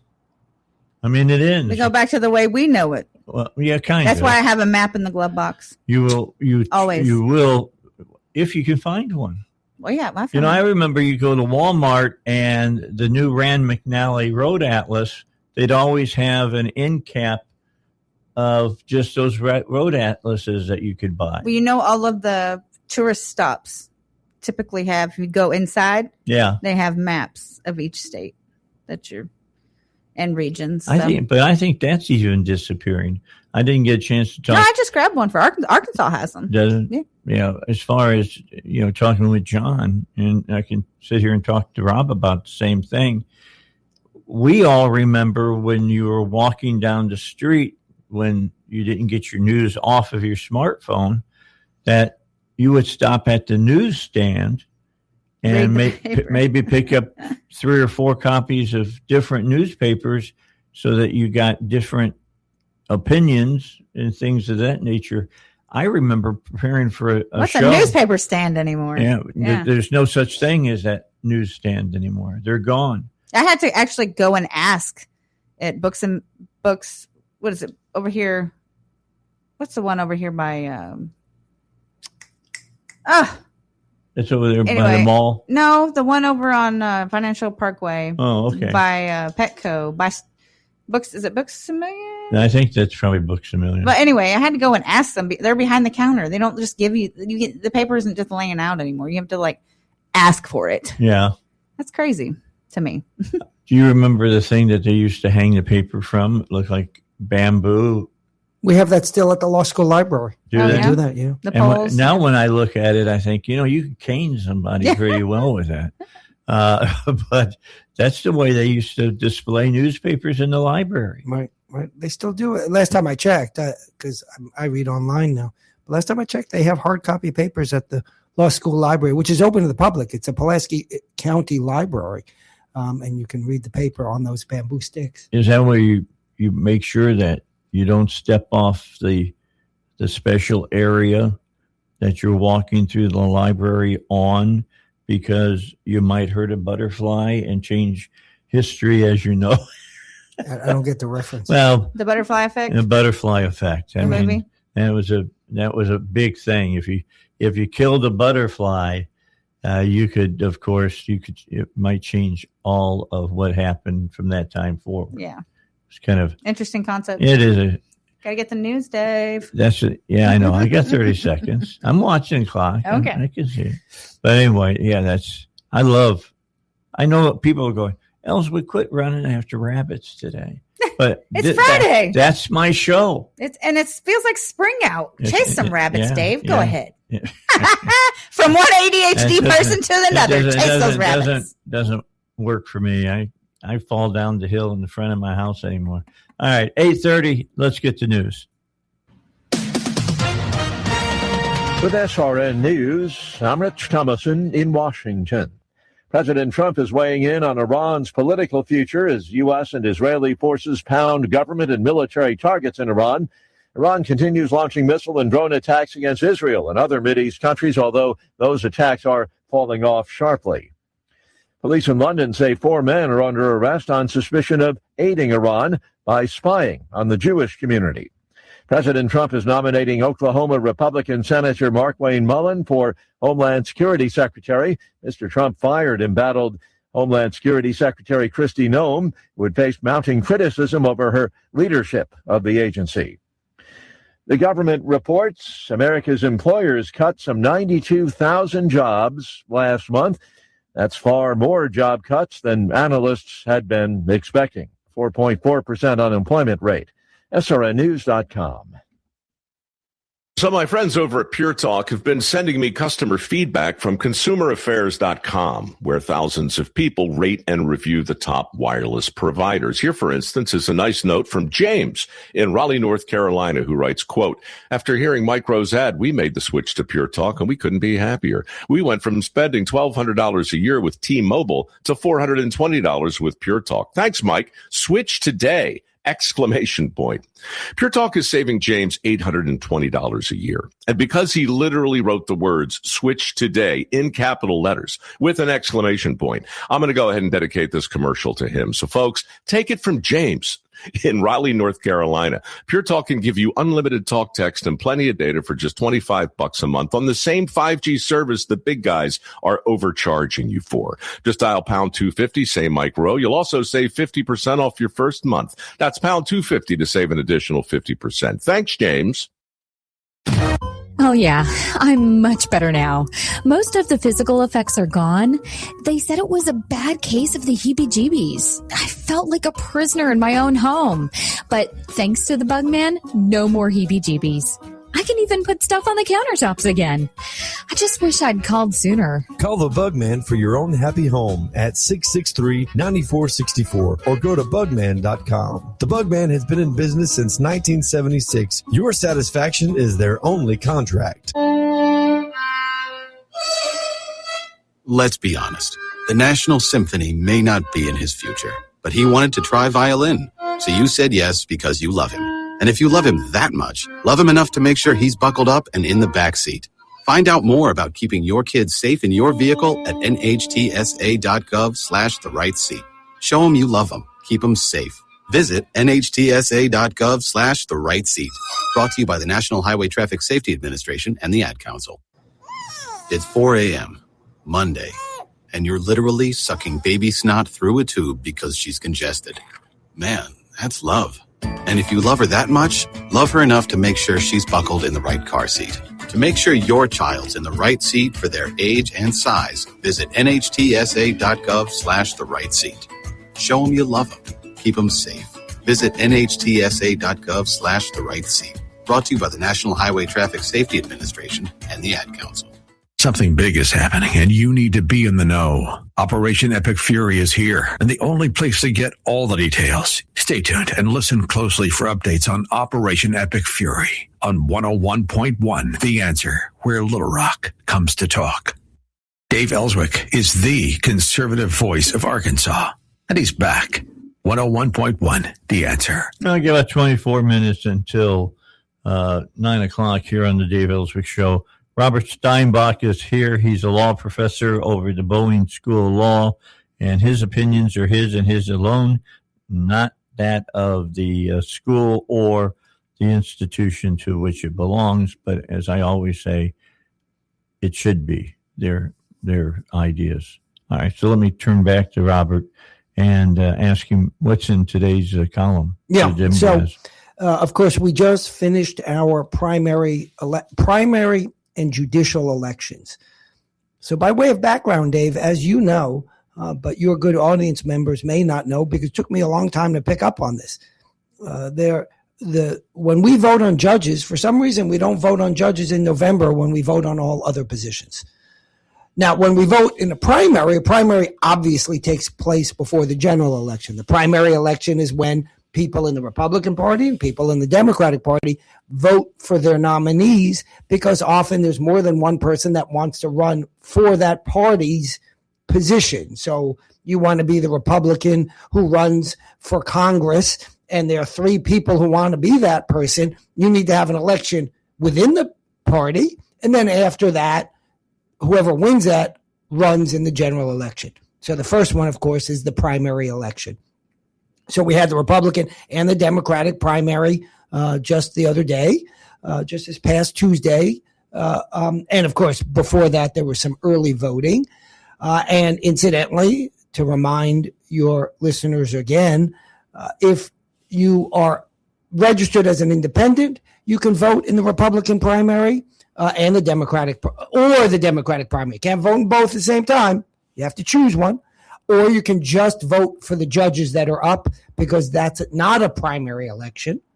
Or if you're a Republican, you can vote, of course, in a Republican primary. A Democrat, you can vote in the Democratic primary as well. The Republicans changed it just recently, and correctly so, such that if you are registered as a Democrat, you can't vote in the Republican primary. I don't think the Democrats made that change yet. They probably should, but in any event, I'm not here to advise the Democrats, because I'm not involved with what they do, right? So I had endorsed 11 candidates, either in the Republican primary or for judge positions. 9 out of the 11 that I endorsed either won outright the position they were running for, or made it to the runoff. Now, how does a runoff work? What's a runoff? It's another permutation in this circuitous process.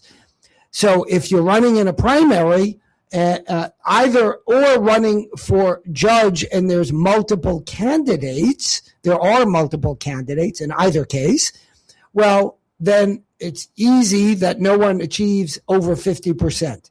And for most races in Arkansas, the law requires that anyone who's running get over 50% to win. So if you have 3 candidates and they split the vote, 40, 30, 30, then the top, let's make it 40, 31, 29, then the top 2 run in a runoff. So by design, one will get over 50%, because whenever you have 2 candidates, unless they precisely tie, one will get over 50%. So out of my 11 choices, 9 either won outright or got into a runoff, and I'll tell you who they are. And then we'll elaborate. Some of these, my picks were likely to win, but some of them were not. Cole Jester won for land commissioner. I think he was pretty likely to win that one. Nonetheless, very happy to endorse him, but he had a lot of support. Richard Friend, who's running for Saline County Sheriff, and we'll talk more about that today on your show, Dave, if you want. And I hope you also will have Richard on your show. He made it to the runoff.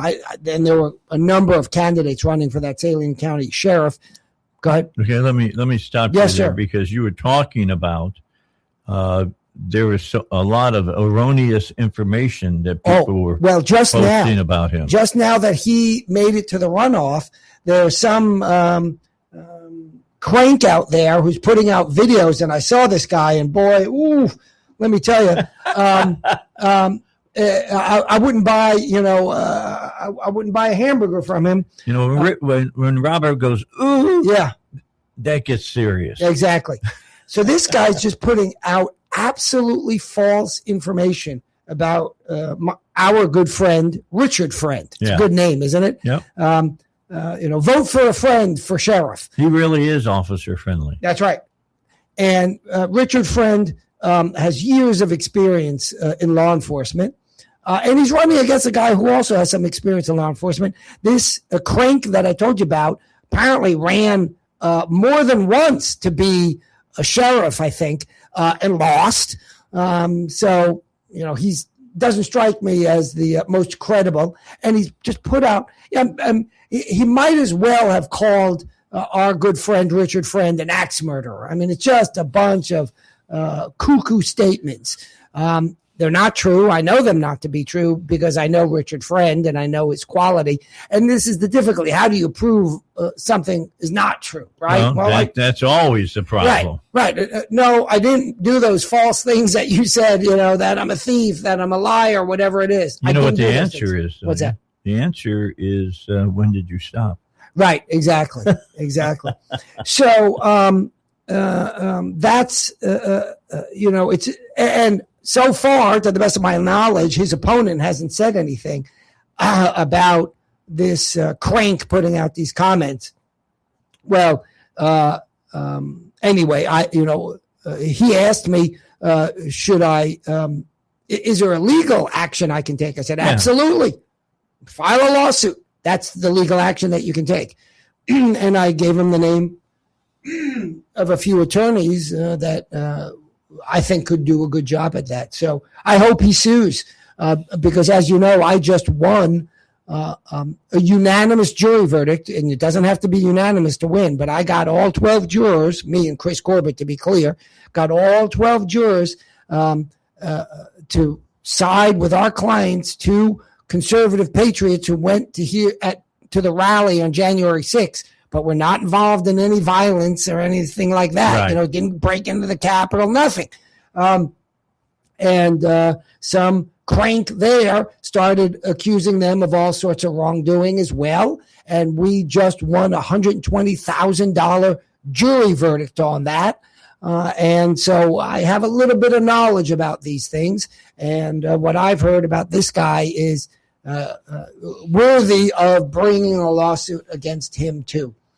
So Richard Friend's our friend. He's officer friendly, and I encourage all folks in Saline County to vote for Richard Friend to be the next sheriff because he's honest as the day is long, and unfortunately, that has not always been the case in the history of sheriffs that we've elected across this state or across this country. Okay. So he's he's a good guy. Anyway. So you were right about that one. I was right about that one. Next one, Ron Caldwell won his state Senate race, and that was a contentious one. So that was not an easy call. But my call was not that he will win. My call was that he should win, right? It was an endorsement. Right. And I supported him, and he won.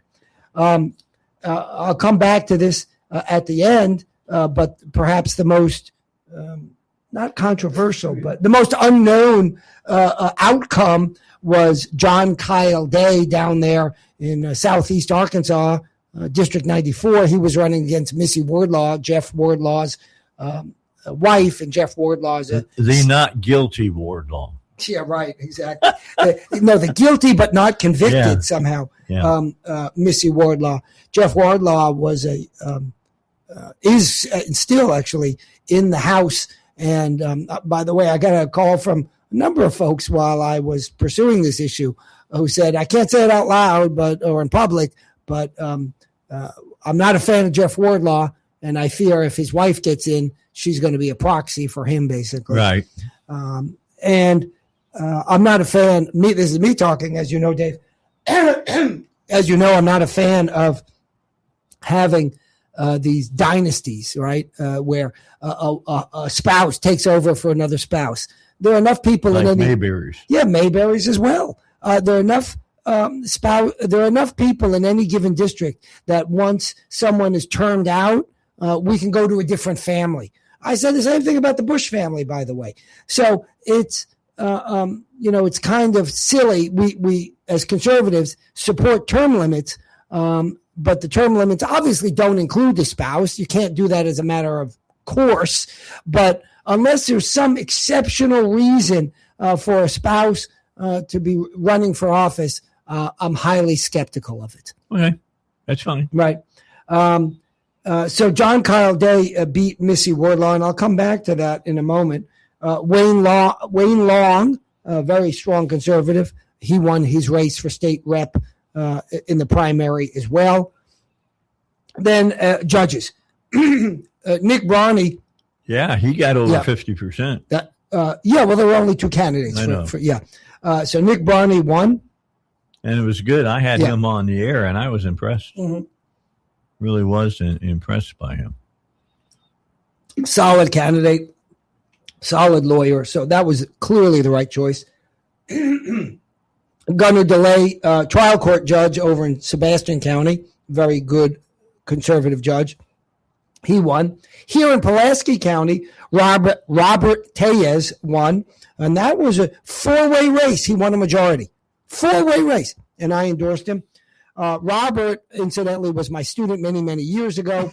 A good student, but more importantly, thereafter, a good lawyer, a solid guy. He's not particularly conservative, by the way. He's not a lefty, but he's kind of a middle road guy, but a solid guy. He's a moderate.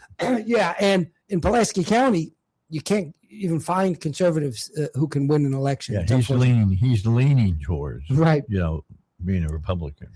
There's a guy over in, get this, Independence, Cleburne, Izard, Fulton, and Stone counties, because they're all, sort of a low population. Right. So, by the name of Scott Davidson, who's running for trial judge, and it was a 3 or 4 person race. I think a 3-person race. He made it into the final 2, and I support him. So he's in the runoff. And then the 2 that I endorsed that didn't make it, Brandon Carter for Court of Appeals. He didn't win. And Seth Creed for a trial court position in Washington and Madison counties, and he didn't win. Going back to the John Kyle Day race, well, we've talked about some of it already. But just to remind your viewers, Missy Wardlaw has a guilty disposition for a hot check crime. Well, if you're convicted of a hot check crime, you're not allowed to run for office. I pointed this out in a column. John Kyle Day read that column and petitioned to have her disqualified based on what I wrote. All right. And the trial court, who's Kathy Compton here in Pulaski County, said, well, I don't think that's a conviction. It's like if you pay a fine on a traffic ticket. Yeah, that's a guilty. Well, here's the key. Let's say you're convicted of, domestic violence, and they send you away to prison. Does that mean because you went to prison that now you're not guilty? It's so bizarre I can't answer. Right? I mean, the analogies, none of them make sense. It says guilty, but according to Kathy Compton, it means that's not a conviction. Then it gets appealed to Supreme Court. 3 of the justices are recused. The 2 liberals, and to my surprise, Sean Womack, side with Kathy Compton's decision. Have you talked to him about it? No, I haven't spoken about it. And then they had a bunch of absent, sort of replacement judges who just signed they had up. like 3 of them. Right. And the person who wrote the opinion is Goodson. Is it Hudson? I'm not trying to be facetious.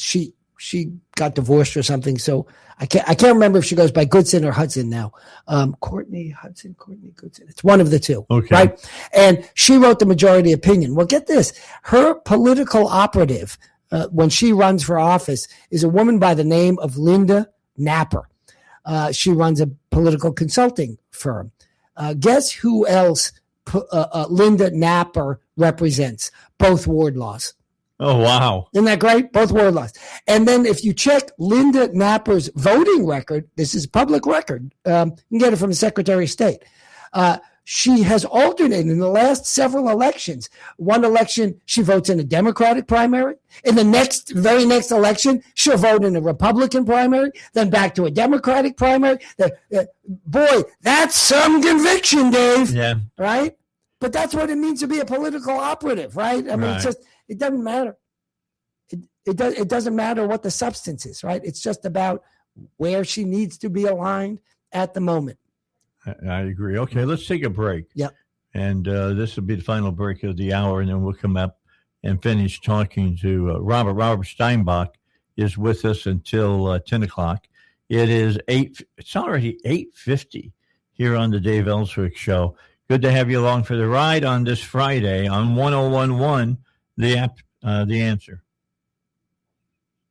Diabetes, high blood pressure, anxiety meds, everyone's on them. If you're a 50-year-old male, maybe a bit porky, and you may even have type 2 diabetes, $1 million of term insurance may only cost you about $200 a month. Call Term Provider. Speak with Big Lou at 800-555-2085. Big Lou will find a term life policy for you even if you have type 2 diabetes, are overweight, or have high blood pressure. Term Provider has helped thousands of people like you who think they can't afford term life insurance.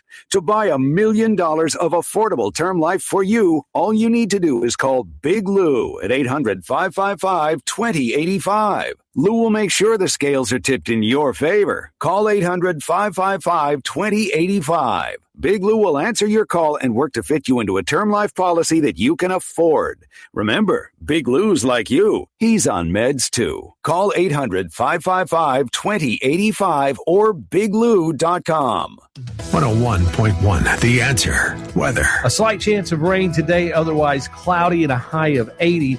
Then it's scheduled to rain all day long tomorrow and a 50-50 shot on Sunday. We asked parents who adopted teens to share their journey. We just kind of knew from the beginning that we were family. They showcased a sense of love that I never had before. I mean, he's not only my parent, like he's like my best friend. At the end of the day, it's all been worth it. I wouldn't change a thing about our lives. Learn about adopting a teen from foster care. Visit adoptuskids.org to learn more. Brought to you by Adopt US Kids, the U.S. Department of Health and Human Services, and the Ad Council. We asked parents who adopted teens to share their journey. When I met both of them, it was like my missing pieces were found. Like it was just like an instant, these are my kids. If you're considering adopting a teen, just do it. Kids need families. I don't care the age. Everybody deserves a family. Learn about adopting a teen from foster care. Visit adoptuskids.org to learn more. A message brought to you by Adopt US Kids, the U.S. Department of Health and Human Services, and the Ad Council. Don't miss out on the latest news. Operation Epic Fury is here, and we're giving you the inside information. Make sure you're listening for all the details on Operation Epic Fury, right here on 101.1 The Answer, where Little Rock comes to talk. Now, back to the Dave Ellswick Show, 101.1 The Answer. All right, 8 minutes until 9 o'clock. Last segment for this hour with Robert Steinbach, law professor, Bowen School of Law. His opinions are his and his alone, and not indicative of how the Bowen School of Law feels or Euler feels about them as well. All right, so we'll let him get back and talk some more about how he came out under the my predictions, my endorsements. They Yeah. weren't predictions because someone had written me even at the time saying, Rob, when I said, here are my picks, and they said, well, you use the word picks. Do you mean picks like who you think is going to win, or your picks, who are you endorsing? I said, no, these are endorsements. I have no idea if they're going to win. I mean, I had some sense about some of the candidates, right? But I told you that the John Kyle Day race versus Missy Wardlaw, I didn't know who was going to win. You want to know how many votes he won by? 87 votes. It's pretty tight. Voting matters. Helps your candidate. That's right.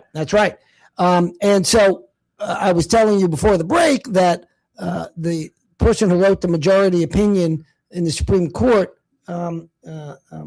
Courtney Goodson, her political operative is Linda Napper, and Linda Napper is also the political operative for the Wardlaws. So I wasn't a big fan of all that, needless to say. But what the courts were unable to do because they misinterpreted the law, that's right. I'm in a position to say they got it wrong. Rhonda Wood, by the way, Justice Rhonda Wood, got it right. She wrote the dissent, and she said, it says guilty. That's a conviction. This is not complicated. And but she was in the dissent, meaning the minority, so her view didn't prevail. So Missy Wardlaw remained on the ballot, and guess what? The people got it right. The people fixed it because, of course, John Kyle Day was the much better candidate as well. In addition to not being this kind of dynastic attempt, he's a learned history professor at U of A Monticello. It's Monticello, Monticello. I don't know. It's Monticello. Monticello, yeah, UA Monticello. And so he's a really smart guy. And that's a good thing, right? All those big, and typically right, is. Right. So I'm very pleased with this outcome. And hopefully we can end that dynasty, that attempt at a dynasty once and for all. By the way, you might recall that Jeff Wardlaw worked to undermine and defeat in a previous session the bill to end affirmative action in Arkansas that ultimately passed, and I was involved in helping on that. But in a prior, it took 3 sessions to do it, and in the second session that we did it in, he's mouthing to another member of the committee, move to table the bill. He didn't do it, but he's mouthing to the other guy. And it's all on the video because, they videotape those meetings. And you can read his lips. It's clear as day. It's kind of funny to watch. And they tabled the bill, and then the House sponsor, Justin Gonzalez, next meeting untabled it. But it's not an easy thing to do. Luckily, he was able to achieve that. And then the bill went forward. It was at the end of session, and it died on the floor in large respects, by the way, because Shepard, what's Shepard's first name? I know who you're talking about. Yeah, right. The Speaker of the House, Shepard, then right. Speaker of the House, Shepard, basically, he opposed it. He clearly opposed it, and he undermined it as well. And so it failed. And then next session, the last substantive session that we had, in fact. We got it through. And we did it early in the session, so it wasn't one of those rush jobs. And it wasn't a close vote. No, it wasn't a close vote. And we said to folks, look, you vote your conscience. But this is a conservative ideal. So if you don't support it, be aware that we're going to highlight that in the future, that you're not as conservative as you might be claiming. Yes. Right. And of course, Jeff Wardlaw, when he first ran for the House, was a Democrat.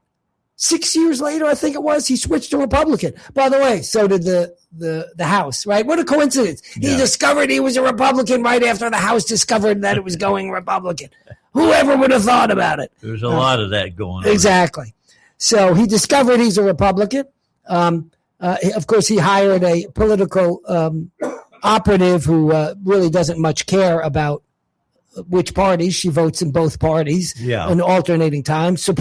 She was working for Courtney Hudson, who Courtney is a Democrat. I mean, she's clearly. Bottom line, this is people that you don't say have solid principles in what they base their decisions. Oh, they've got a principle, Dave. I want to win. Yeah, That's the principle. I want to win.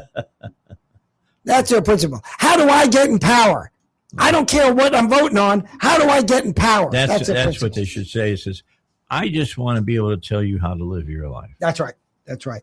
And I want people to call me by a fancy title, that kind of thing. The best judges that I've met, and by the way, I do this. I'm a professor, as you know, Dave, and people, actually, I was talking to a judge recently, and he's Professor Steinbeck this and Professor Steinbeck that, and he was talking quickly, so I didn't have a chance to interject, which, as you know, is shocking, right? And finally, and he was saying, important stuff, substantive stuff that we had to talk about an issue. And I said to him, by the way, please call me Rob. Yeah. Right. Meaning, there's one group of people only that I require, and I do require, to call me Professor Steinbeck. Your students. My students in the classroom and in the building. Yeah. Outside the building, I sort of jokingly tell them, you can call me anything you want, or preferably not at all. But but in the classroom, because I'm modeling a type of behavior. Because when you're in court, you better call a judge, or your honor, that kind of thing. But out of court, you know which judges I like? They say, call me Jim, whatever. Right? Because we're out of court. We're out of the context. And some of these people that run for these offices, they their whole thing is to march around with their title. Their acronyms are their identity. Yeah. All right, let's take a break. Yep. It's 8:59. We got news coming up, and after that, we got another hour with Mr. Steinbach. I'm looking forward to here on the Dave Ellswick Show.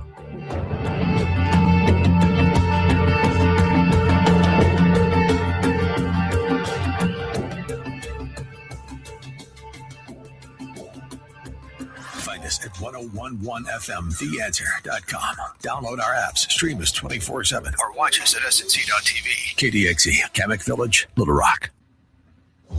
Breaking news this hour from Town Hall. I'm Rich Thomason. The February employment report is in this morning. It took the experts by surprise. A new report from the Labor Department shows that the U.S. lost 92,000 jobs last month, far below the expected gain of 55,000 jobs. Unemployment ticked up to 4.4% rather than the expected 4.3%. The data will factor into the Federal Reserve's thinking on whether to cut interest rates again. The Fed held its key rate steady in January after cutting at each of the last three previous policy meetings amid concerns about labor market weakness. Bernie Bennett in Washington. President Trump is weighing in on Iran's political future as U.S. and Israeli forces pound government and military targets. Iran continues launching missile and drone attacks against Israel and other Mideast countries, although those attacks are falling off sharply. The Navy is gone.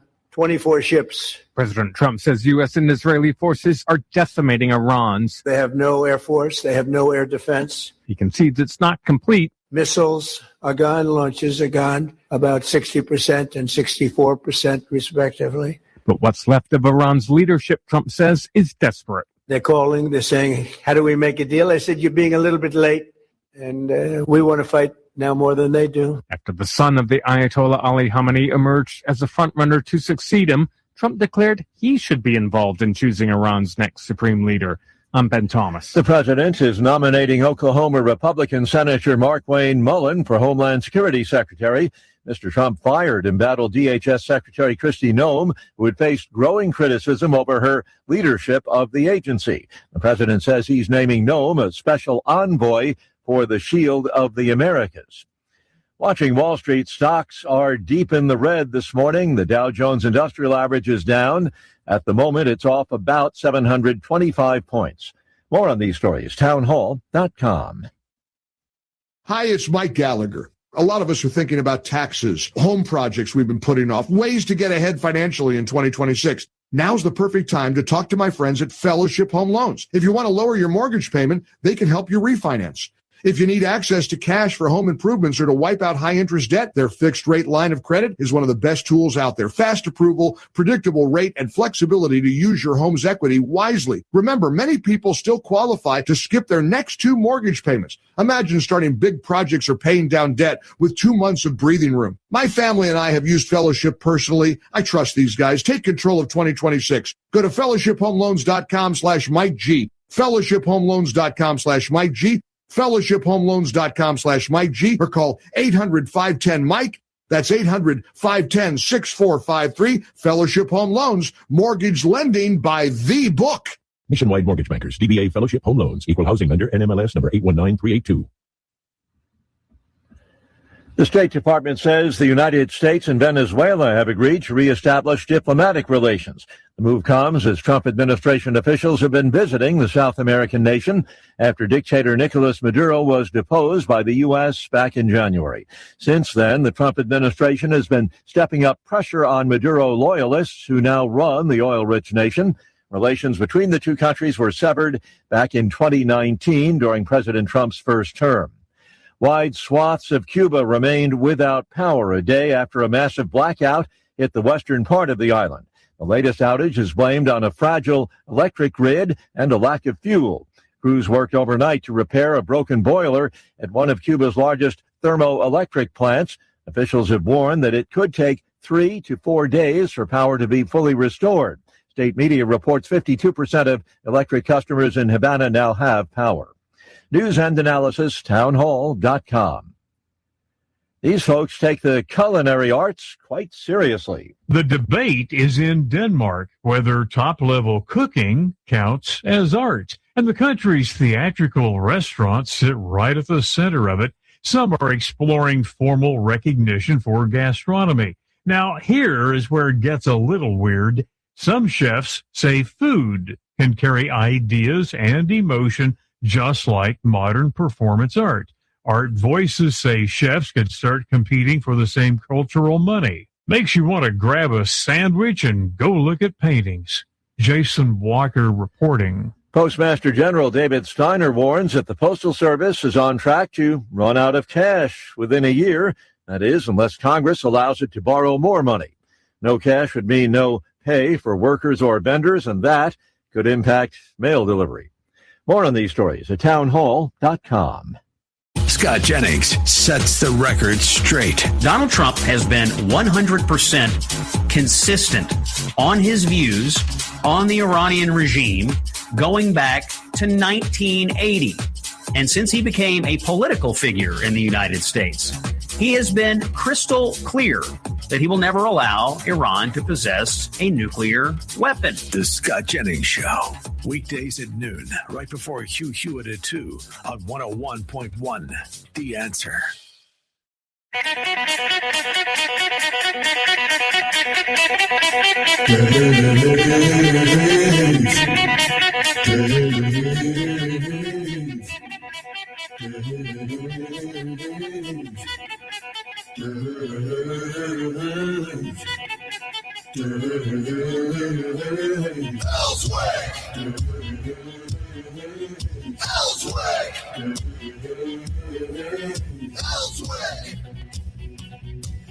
Oh, we're into the 9 o'clock hour here on the Dave Ellswick Show.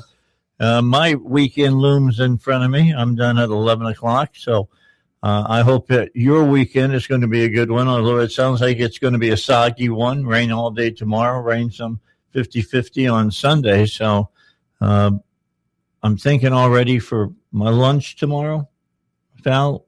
It's going to be a grilled cheese sandwich and tomato soup. Yeah, that's what it looks. So sounds good to me. Whenever it gets chilly or cold, that is my go-to. Not chili, but tomato soup. I buy, and just did last week. I buy cases of tomato soup. I love tomato soup. What's not to love? And my wife says, "Well, you're picky because I won't make tomato soup with water. I make it with milk." Yeah, it depends what you grew up with. Did you grow up? Yes, yeah, my mother right. made it with milk, and it with water. It just doesn't have the same fullness to it that I like. I grew up with water, so now we had cream-based soups, but not tomato. Never tomato. No, that's interesting. Yeah.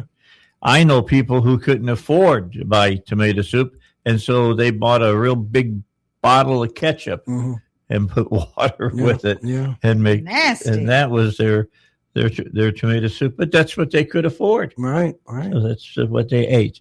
All right. So back with you here on Davis. Robert Steinbach is here. Of course, he's a law professor over the Bowen School of Law. His opinions are his and his alone, not necessarily those of the School of Law or the university to which it belongs. So what was your outcome on your column? What did you say at the very end of your column? Did you you crow a little bit? No, I don't think so. Well, you tell me. I said the courts didn't interpret the law correctly in allowing Missy Wardlaw to remain on the ballot. I agree with that. It's simply a bad call. Justice Rhonda Wood described precisely what is the right call. So this is not just Rob Steinbach pontificating out there in the desert. There's another Supreme Court justice who agreed with me, and then there were 3 who recused. So we don't know how they would have voted had they been involved in the case. And had they been involved with the case and they agreed with me, that would have been a majority, in fact. Well, so I said, even though the courts got it wrong, the people got it right. Yeah, they got it right. John Kyle Day was clearly the better candidate.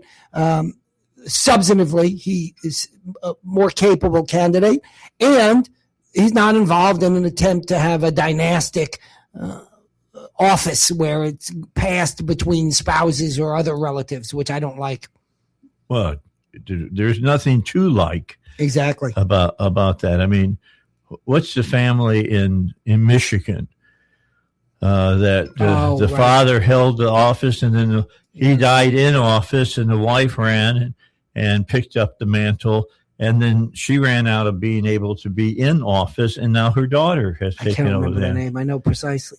Dingus? Dingus. That's who it is. Yeah. That's just Dingle. Yeah. What a name, right? Is Dingus when you call it like somebody a fool or something? Dummy. Yeah. Right. Dingus. I'm going to use that now. It's You're a a dingus. dingleberry is what it is. No, that's a I'm not going to say what that is. You and your words lately down there. And it just makes me think of certain things, and that one really makes me think of that area of the body plus what a dingleberry is. But anyway, that's I don't know why anybody would vote to keep a family in a position. Yeah, I think hold it forever. I think it's a negative factor. You can overcome it in very limited circumstances, but it's a negative factor. It's too much concentrated power. I mean, it's like Pelosi. She's done, and her daughter's running for her position. I mean, that's right. Exactly right. Exactly the same about. Thing. Exactly. So you're going to take somebody who's younger with the same type of positions and put them back in this. I don't get it. All right, it's 11 after 9 here on Dave Ellswick Show. What's your take on what's going on in Iran? Well, listen, Dave, you and I remember, even to this day, fairly well the revolution in Iran, which was a fake revolution in a sense, or a misleading revolution, right? It's a bunch of college kids who sort of created this alliance with the Ayatollah Khomeini, who promised reform and suggested that. And that's what all dictators do. Right. And then they get in there and they impose a theocracy, a brutal theocracy. Women have to be, covered head to toe, and the democracy is limited because the head is not democratically elected. He's appointed. It's a dictatorship. And so we remember that. And of course, we remember the 444 days that the Americans who were working in the U.S. Embassy were hostages to those corrupt people. That's when Jimmy Carter was president. That's right. And they were released right after Reagan was inaugurated. And I was in D.C. at Reagan's inauguration when they were released, in fact. And so we remember that, and we remember now the 47 years of support for terrorism. You know what I remember more than anything else about this regime, and it's something that a lot of people don't even know existed in it, that it happened, and that's when they blew up the Marine barracks in Beirut and killed over 200 Marines. Right. And that they never were punished for that. I mean, I don't care how many sanctions you put on somebody. That's not really paying for outright cold-blooded murder. That's right. And that's what they did. I mean, they filled up a truck with a ton of explosives, drove around the barriers, went in front of the building, and detonated it. Absolutely. No, the history is replete with the terroristic acts coming out of Iran. So I hear some of these Democrats say, what was the imminency? And my response is the imminency was 20 years ago, 30 years ago. Yeah, 47 years Right, 47 years ago. The imminency started half a century ago. Yes. And by the way, where did this standard come that we can't do anything against a terrorist country building nuclear bombs until they're on the precipice of sending one over to us? Or until they do send it over and are successful in detonating it. Like this whole notion of imminent. My response is, thank goodness it's not imminent. That's the right response. And you see these clowns, Democrats, shilling for Iran. I mean, talk about how Trump can get under the skin and cause Trump derangement syndrome. These Democrats are shilling for the Iranian mullah regime. Yes, they are. If you're behind them, you support them. And that's the way that's pretty good. I mean, look, Condoleezza Rice called on Trump and his administration to totally neuter the rogue nation in epic fury in Iran. Of course. I love Condoleezza Rice. She's one of my favorite people. You know why? Because she's a woman who really likes sports, too. Is that right? Yeah. I'm a man who doesn't watch sports. I know you don't. maybe you say I'm not such a man. But I don't still know. like it. I still like it. Right. But I know that I'm not going to bring up sports to talk to you about. Right. What do you think about Snohan? And he's pitching this year. That's not the one with the funny shaped ball, is it? No. Okay. No, this is he's a Japanese player, came to the United States 2 years ago. That's nice. And he blew out his shoulder. Ooh. And he was a pitcher over in Japan, and he was a pitcher here in the United States for part of one season. But the dude is, I don't call him a generational talent. I call him just an incredible talent. He's our Babe Ruth. Mm-hmm, mm-hmm. In the 21st century. Mm-hmm. I definitely I want to see the Dodgers play this year, because I want to see the guy play, because if he's not pitching, he'll be playing in the lineup, and he'll be either a DH or playing the outfield somewhere. He's that good. You just plug him in wherever you need him. It's amazing. It shows you how much I know. Yeah, I know. I know. But the key is I know baseball like the back of my hand, and I'm just telling you that the guy can do it all. He can run, he can throw, he can pitch, he can hit. It's amazing. He really is amazing. He's the real deal. Really is. I've only seen a few ball players that I would say that about. I mean, I was a young kid, but I saw Ted Williams play. Yeah. All right. And he was a tremendous, tremendous talent. I saw Mickey Mantle play. I saw, I've seen Richie Hebner and a lot of other people play that were great, great ball players. But as I watched this guy and his figures and his stats, there ain't nobody I've ever seen that is as good as this guy. Right. So I want to see him in action. Yeah, cool. I want to do that. So, Lord, if you don't mind, let me live during this year of baseball. All right. Because I don't want to miss him. So what, do you think that it's funny because everybody felt like the supreme leader over in Iran needed to go, but then Trump does something about it, and everybody hates it. What is it about people now? About why does he rub people so much the wrong way? Well, to be fair, meaning I'm a Trump supporter, and I laugh when I see the Trump derangement syndrome, but he will poke folks in the eye when he doesn't always need to poke folks in the eye. He's like Mo of the Three Stooges, Yeah, right. Boink. Right, exactly. But frankly, it's probably not even that. It's that he is, he'll state his position and he won't dance around it. And they don't like that he's not playing the political game, right? And by the way, you see other politicians doing this with what's going on by not calling this a war, because there's an issue, a legal issue. If it's a war, does Congress have to vote on it? Yeah.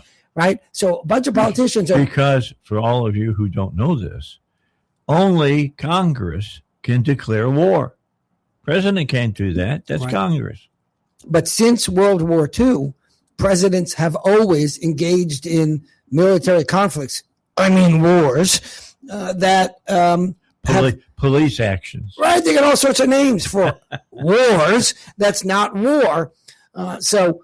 Yes, I agree with the broad notion that technically Congress declares war. And I also agree with the fact that for nearly a century now, presidents have not abided by that. So, okay, go deal with it. I don't know what to tell you.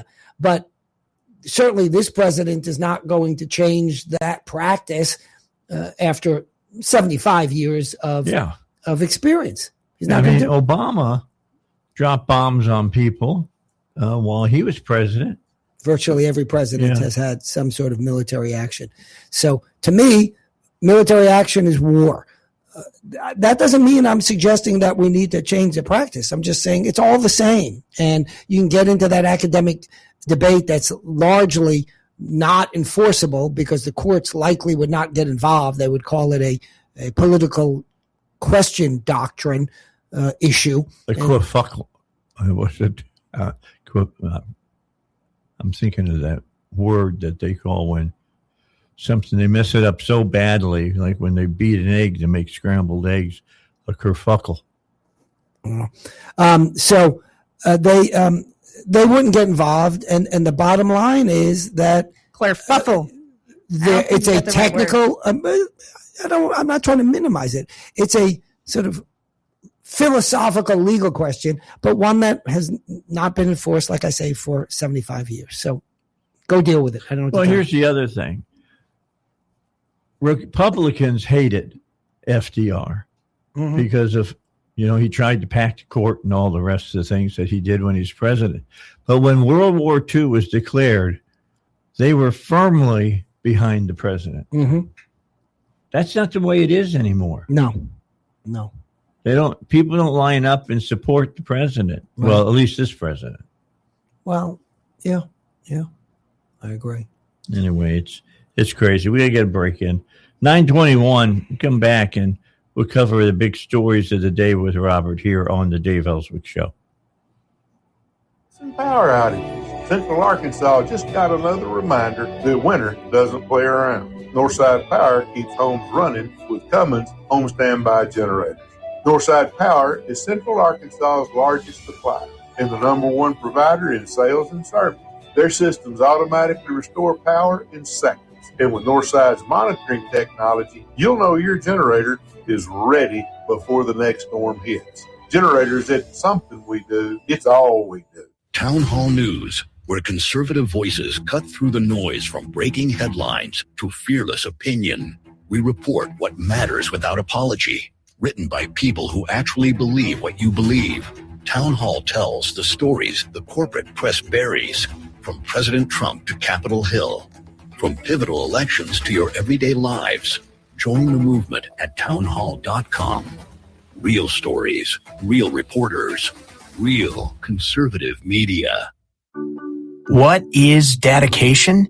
The thing that drives me every day as a dad is Dariana. We call him Day for short. Every day he's hungry for something, whether it's attention, affection, knowledge. And there's this huge responsibility in making sure that when he's no longer under my wing, that he's a good person. I think the advice I would give is you don't need to know all the answers. The craziest thing was believing that your dad knew everything. So as a dad, you felt like you had to know everything. You had to get everything right. It's okay to make mistakes. As long as it's coming from love, then, it kind of starts to work itself out. I want him to be able to sit back one day and go, we worked together, we did a good job. That's dedication. Find out more at fatherhood.gov. Brought to you by the U.S. Department of Health and Human Services and the Ad Council. The news never stops, and neither does your schedule. That's why we're here, keeping you up to date with all the biggest stories of the day. We're 101.1, The Answer, where Little Rock comes to talk. The Dave Ellswick Show is back. 101.1, The Answer. A lot of things going on, and I think Robert would agree with me. There's a lot of things that are debated within Congress that Congress really has no deciding factor that they can make in the issue. And this whole thing about taking the military action is one of them. They're standing on really, really thin ice when they say, you got to come and ask us if it's okay to go over and bomb Iran. No, he doesn't. Well, not under the second article of the Constitution. I think also that he would win that vote, right? I would hope so. Yeah, I really would hope so. But and Rand Paul knows better. That's the thing. Rand Paul's an isolationist. Yeah, it's that simple. And I'm not an isolationist. No. I've never been an isolationist. Actually, when Trump ran for office, he was more isolationist than he is now, and than I am. But you pick your candidates like it's not a Chinese food menu that you get to pick every aspect, right? They are a combination of attributes. And he was somewhat more isolationist than I am. I'm not particularly isolationist. I support intervention when I believe it's necessary, to be clear. And this one is so long time coming. And the notion, as I said before the break, Dave, that we should be waiting around until Iran is on the precipice of bombing us with it, or any of our allies, by the way, with a nuclear weapon is bonkers. Yeah. They have consistently made clear their intention to get a nuclear weapon. When Jared and I forget the other guy's name went over there. Witkoff. Yeah.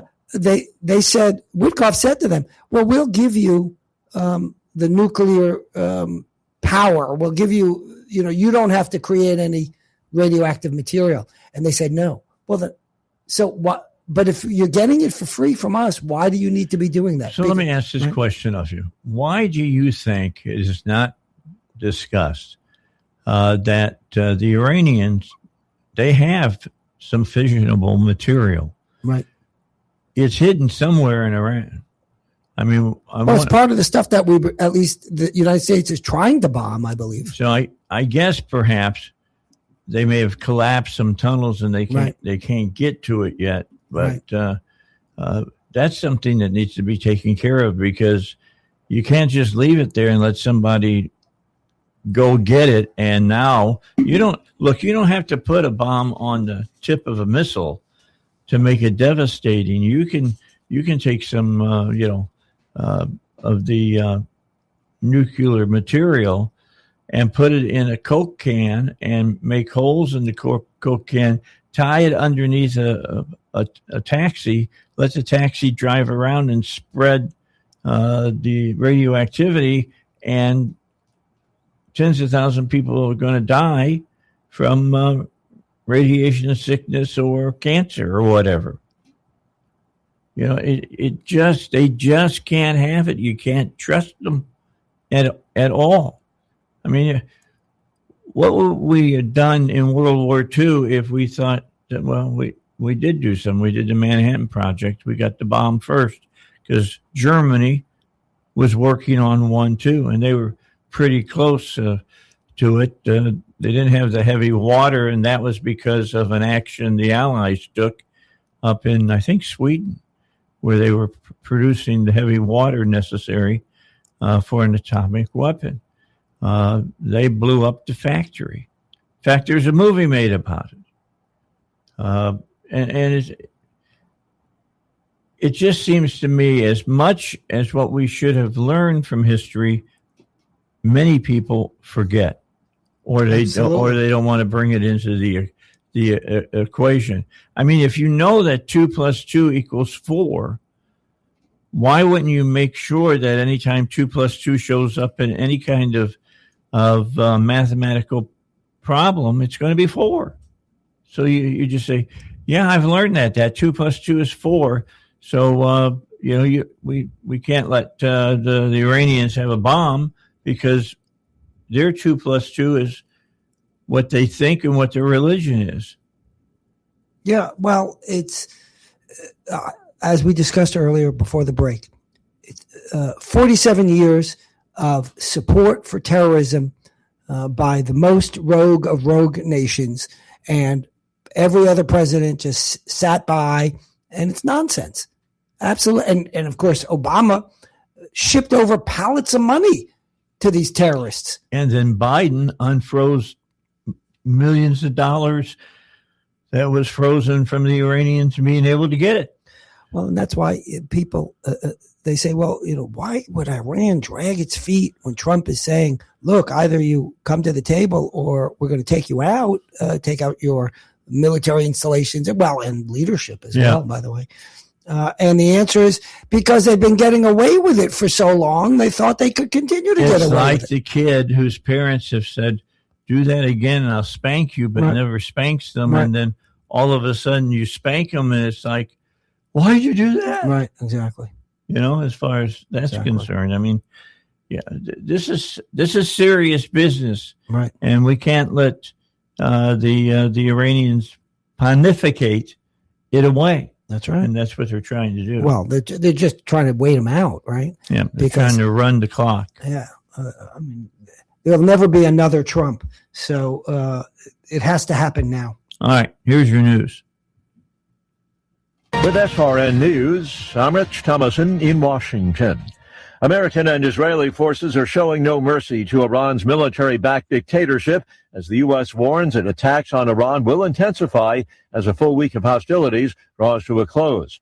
Some of the Americans trapped in the Middle East have managed to make it back home. The challenge is booking a flight that isn't then subsequently canceled.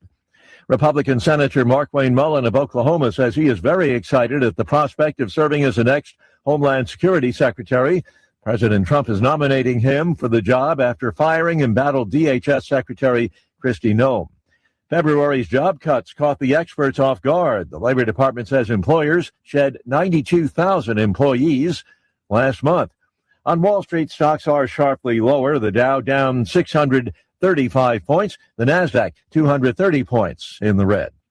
More details at srnnews.com. Hi, it's Mike Gallagher. A lot of us are thinking about taxes, home projects we've been putting off, ways to get ahead financially in 2026. Now's the perfect time to talk to my friends at Fellowship Home Loans. If you want to lower your mortgage payment, they can help you refinance.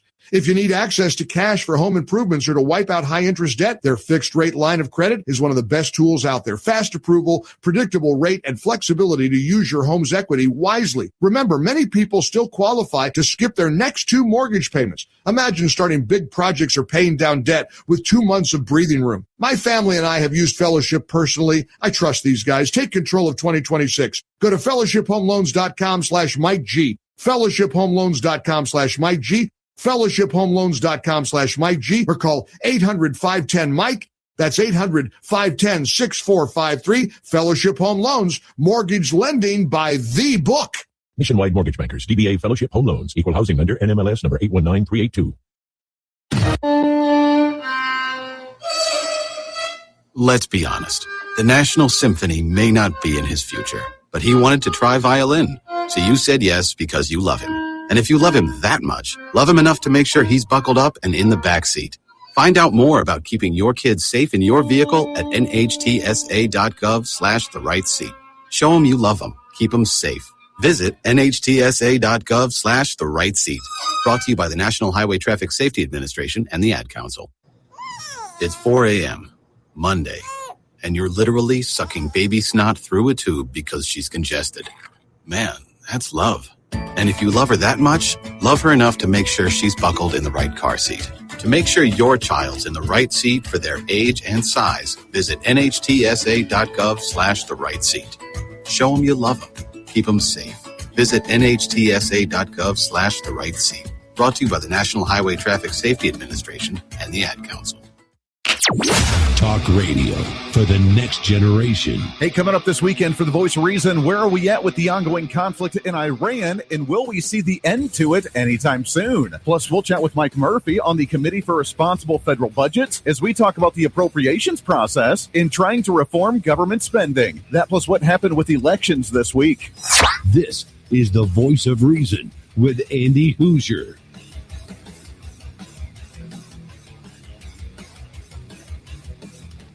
101.1, The Answer. Weather. A slight chance of rain today, otherwise cloudy and a high of 80. Then it's scheduled to rain all day long tomorrow and a 50-50 shot on Sunday. The conservative voice of Arkansas. The Dave Ellswick Show on 101.1, The Answer. Okay, so I'm sitting here reading a story to Robert. And as I said, the Democrats hated FDR. But when the war started, in World War II, everybody coalesced behind FDR. Let me just read this to you as well. Partisan polarization over Operation Epic Fury. Pretty much what you'd expect when the opposition party has been messaging the way they have been. 87% of Democrats oppose our efforts. 81% of Republicans support the president's efforts. ABC News looked at 3 polls. While nearly 9 in 10 Democrats and about 6 in 10 independents opposed the strikes in the post poll, about 8 in 10 Republicans supported it. Women opposed the strikes by a 26-point margin, while men were roughly split. What is it about women that they can't understand? Sometimes you got to shoot at people. Well, there's a whole bunch of splits, as you were reading during the break to me. And the bottom line is that you and I and many, many people agree that we can't let the terrorist country of Iran continue to do what they've been doing for 47 years. And so we have a president willing to do something about it, not just talk about it or deliver pallets of cash to the Iranian mullahs like Obama did. And this is sometimes countries go to war because they have to. They have to, right? This is the thing. Look, it's been 47 years. How long do you want to wait before you see a regime isn't going to change their ways and they're really working hard to get the ultimate weapon? How long are you going to wait? Are you going to wait till they load it on a plane and they're flying it to an American city? I don't get this. I just don't get it. It seems to be common sense to me. Well, even you see countries like Saudi Arabia that are now pushing back because Iran is bombing them. But even then, I think, and maybe I haven't watched it closely enough, it still seems somewhat tepid. At what point do the neighbors of Iran come out and say, wait a second, you're blowing us up? No good. And we're going to be directly involved in replacing you, your administration, Yeah, it's your amazing. Regime. Yeah. We're not going to wait around anymore. Right. If you live next door to somebody and they were out firing all kinds of automatic weapons at targets and hated you and attacked your friends and killed a lot of them, how would you deal with them? And the police say, well, they haven't killed you yet, so you can't attack them. Right. I mean, that's essentially that absurdist argument is what's going on. It's. Was it Justice Marshall in the Supreme Court that said that the Constitution is not a suicide pact? I don't think it was he, but I'm not sure. I know, of course, you're right that was a famous quote. But we don't have any constitutional issues here. Right? That's true. It's just a will, and you don't have a will by some politicians and others, I guess, to do what is at times necessary. People say, well, we should use diplomacy. Diplomacy works because you have levers, you have pressure points, financial and military. And we've tried the financial unsuccessfully. And the negotiations were going round and round because the Iranians know that you just keep talking to Americans and American negotiators under previous administrations, and you run out the clock. And this president said, no. So what's left? Military. That's what's left.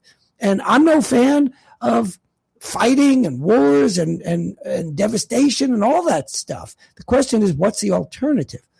And the alternative in this situation is the continuation of a 47-year-old terrorist regime. That's a problem. I will say this.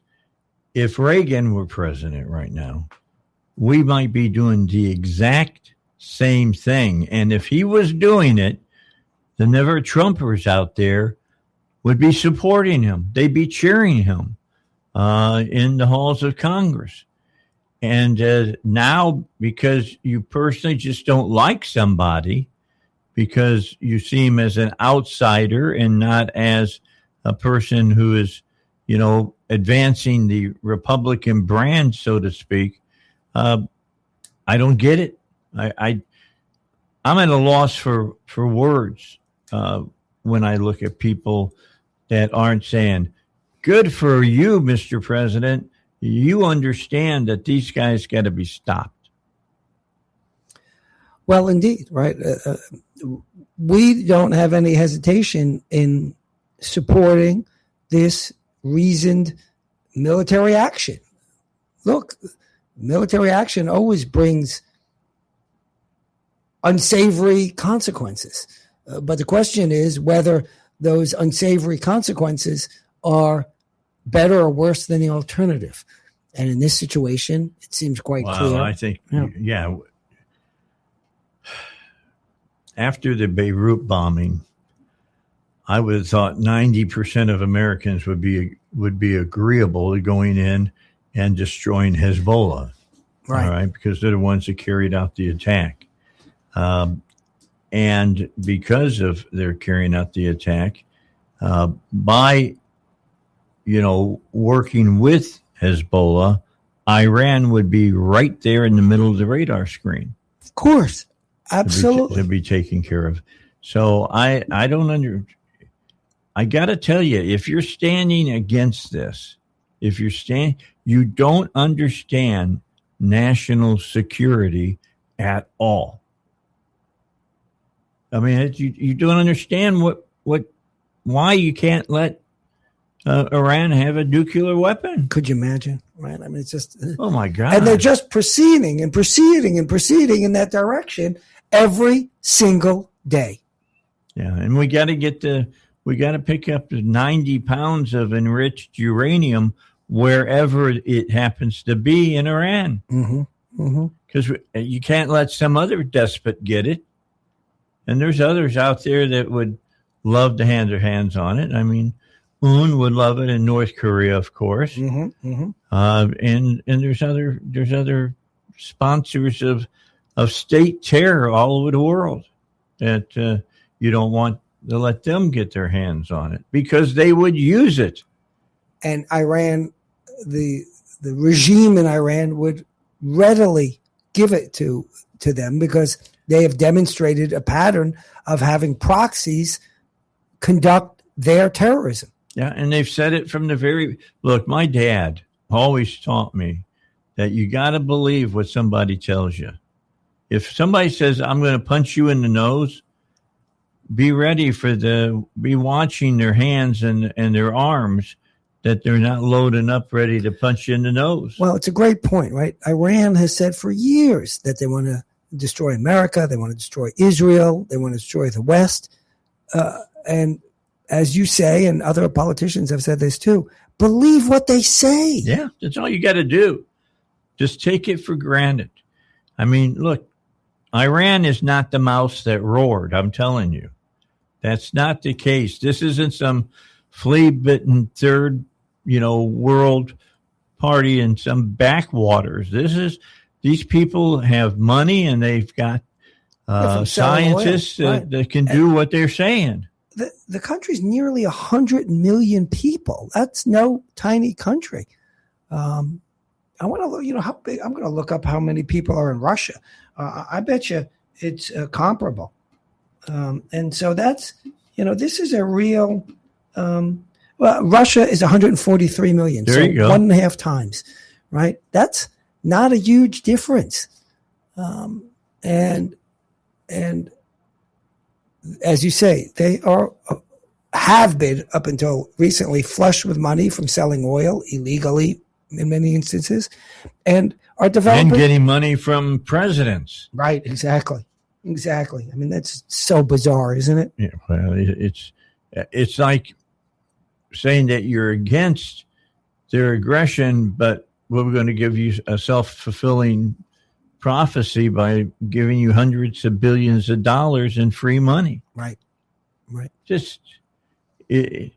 You can't make this up. It sounds like a great fiction story, but you can't make this stuff up. It's really happening right now. And there's people that are supporting it to happen. That's, perhaps that's the more bizarre part of this. It truly is. It really is that you're helping your enemy. I mean, I read a book about international telephone and telegraph right before AT&T. And they were the people who developed sonar for our ships. Guess what? They had a branch office basically in Germany during World War II. Guess what they were doing over in Germany? What's that? They were devising the device to defeat the device that they were putting together to give to the American military. I mean, a lot of these big corporations, they have no moral bearing whatsoever. Their whole way to survive is just making your stockholders happy by maximizing profits. And what IT&T was doing at the time was playing both sides of the fence. Exactly what they were doing. It's just crazy as far as I'm concerned. Some of the stuff I hear come out of these people's mouths. And then the Americans that go to the polls that reelect them. Yeah. Well, that's part of the problem, isn't it? Yeah. I mean, you're doing things that are against America, and this other group is definitely against our republic. Well, but I'll just keep voting the same people in, knowing that they won't change anything that's going on. I for the life of me, I don't get it. I really don't get it. So again, just to let you know that this is going to be an ongoing story, of course, while it's going on, while they're bombing. They're to the point now that Israel and the United States that they're having to really look for targets. The low hanging fruit, so to speak, has been picked, squashed, and left out in the sun to decay. It's exactly what's going on right now. And that's why they need to go, right? Because this is not theater. You need to substantively remove these risks, and they persist. So I gather from what I read, and so the military continues. You know, that battleship that we sunk a couple of days ago, we torpedoed it. First ship to be brought down by a torpedo since World War II. Did you know what the name of it was? No. Soleimani.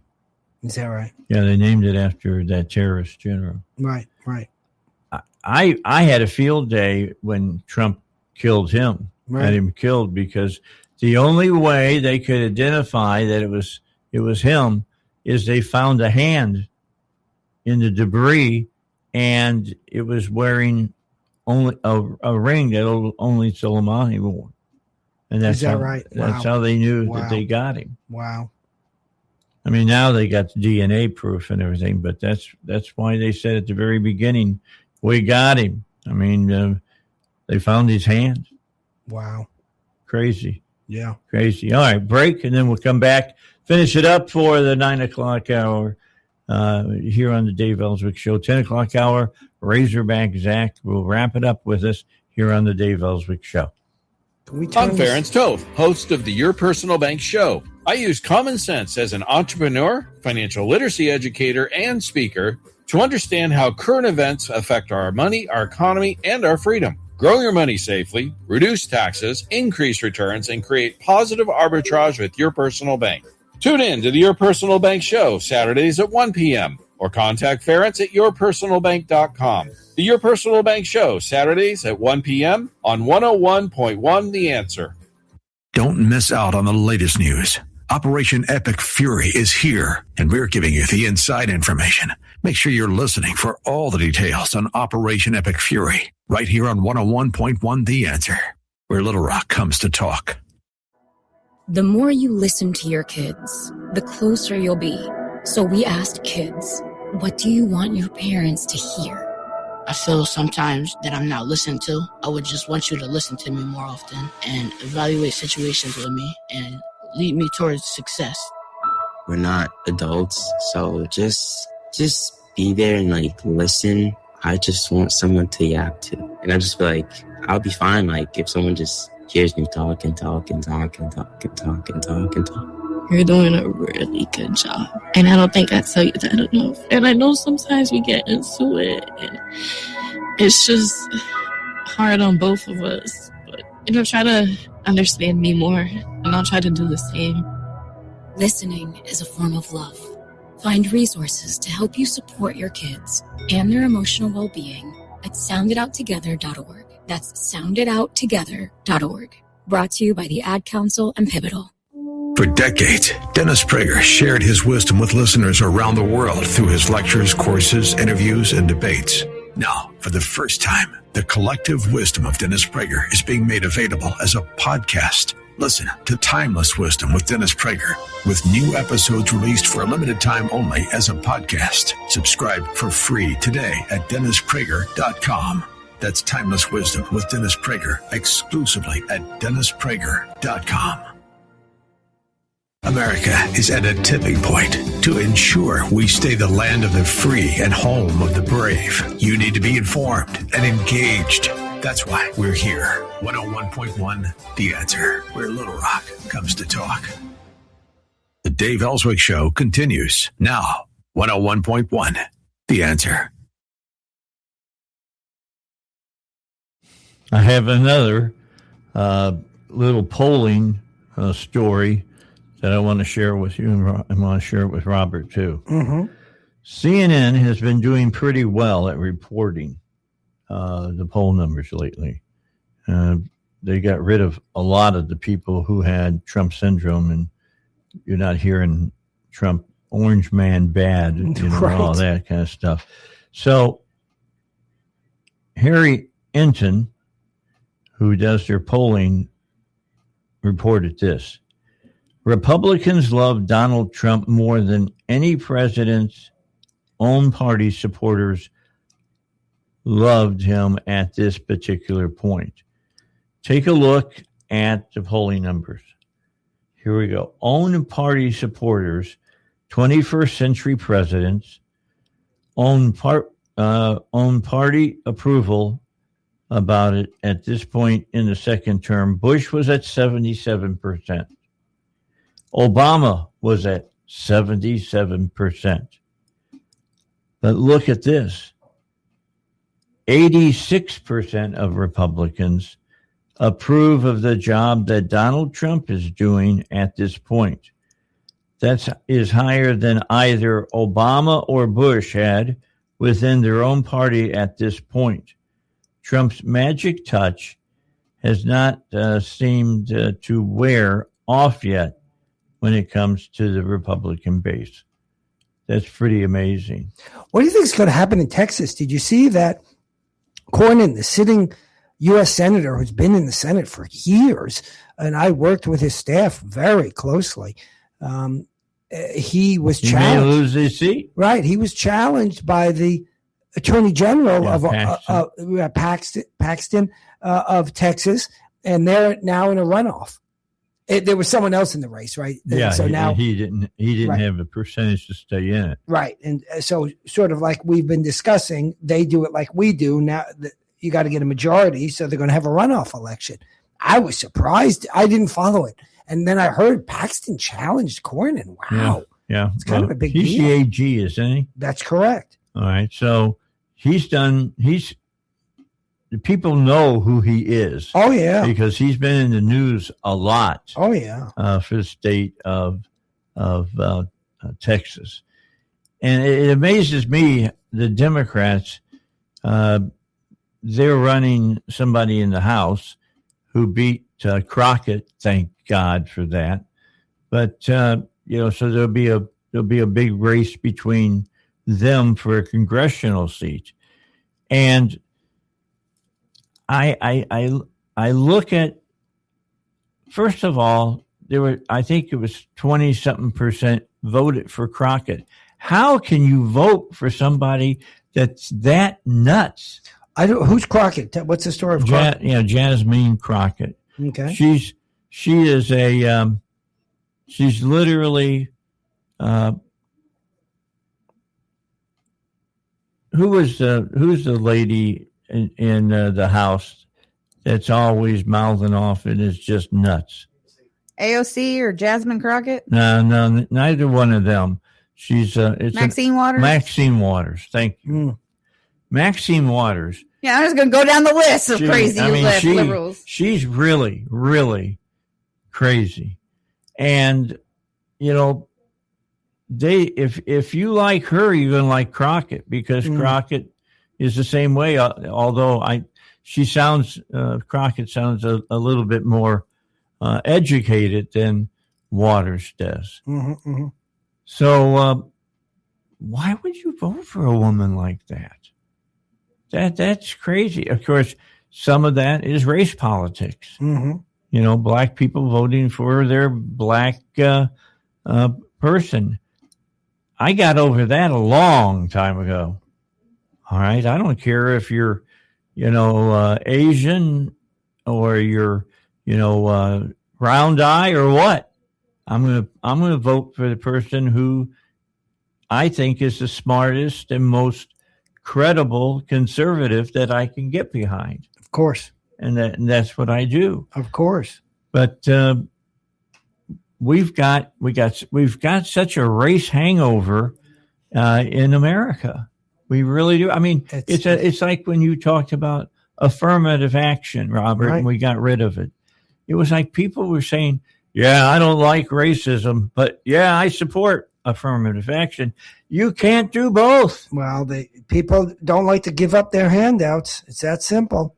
And so you get all sorts of resistance. Oh, this is not racism. It's helping people at the expense of whom? Yeah, somebody else. Right. I mean, that's why, to be honest, Roberts hasn't said a lot since he's been Chief Justice that I agree with. But on this issue, he did when he said you can't stop discrimination with discrimination. It's not possible. Exactly right. Of course not. Right. I mean, it's just silly, right? Yeah. And so, I've been against the whole thing about, you got to have so many black people, so many Asian people, so many this, so many that. And if you don't, then you got to get rid of so many whites to make up for the amount of blacks. No. I mean, it's wrong, like they did in Tennessee when they were trying to fill all the vacancies for the state troopers over there a few years back. And what they did is they said, well, we need more black officers. So if you're a black person and you want to put in to be a state trooper, we're going to give you a 300-point inducement. Well, become a cop. That's how affirmative action has often operated throughout the country, right? It's inherently unfair. It's inherently race or sex based. It's wrong to keep a person out of a job because of their skin color. I mean, if push comes to shove, it's whoever is the most candidate who can do the best job that should get the job. That's right. And in the paper, the article that I co-authored that was cited by the U.S. Supreme Court, Justice Thomas's concurrence, ending affirmative action in that case. My co-author and I wrote about how affirmative action in law schools across the country actually hurts those people that are the alleged beneficiaries because they wind up going to a school that's not well suited for them. Well, they bleed the black students to go to school, and then they get out of school and they can't pass the bar exam, so they can't practice law. So how did you help them? The failure rate on the bar exam for the group that I examined over a 10-year period from my school, but also other groups, but specifically from my school, the failure rate for the black students who inevitably were made that way, was double of the whites. We're out of time. We always run out of time. Damn it. Drives me crazy. All right. Thanks a lot, Robert. My pleasure as always. Appreciate it. Razorback Zach is here, looking like Rambo on the Dave Ellswick Show.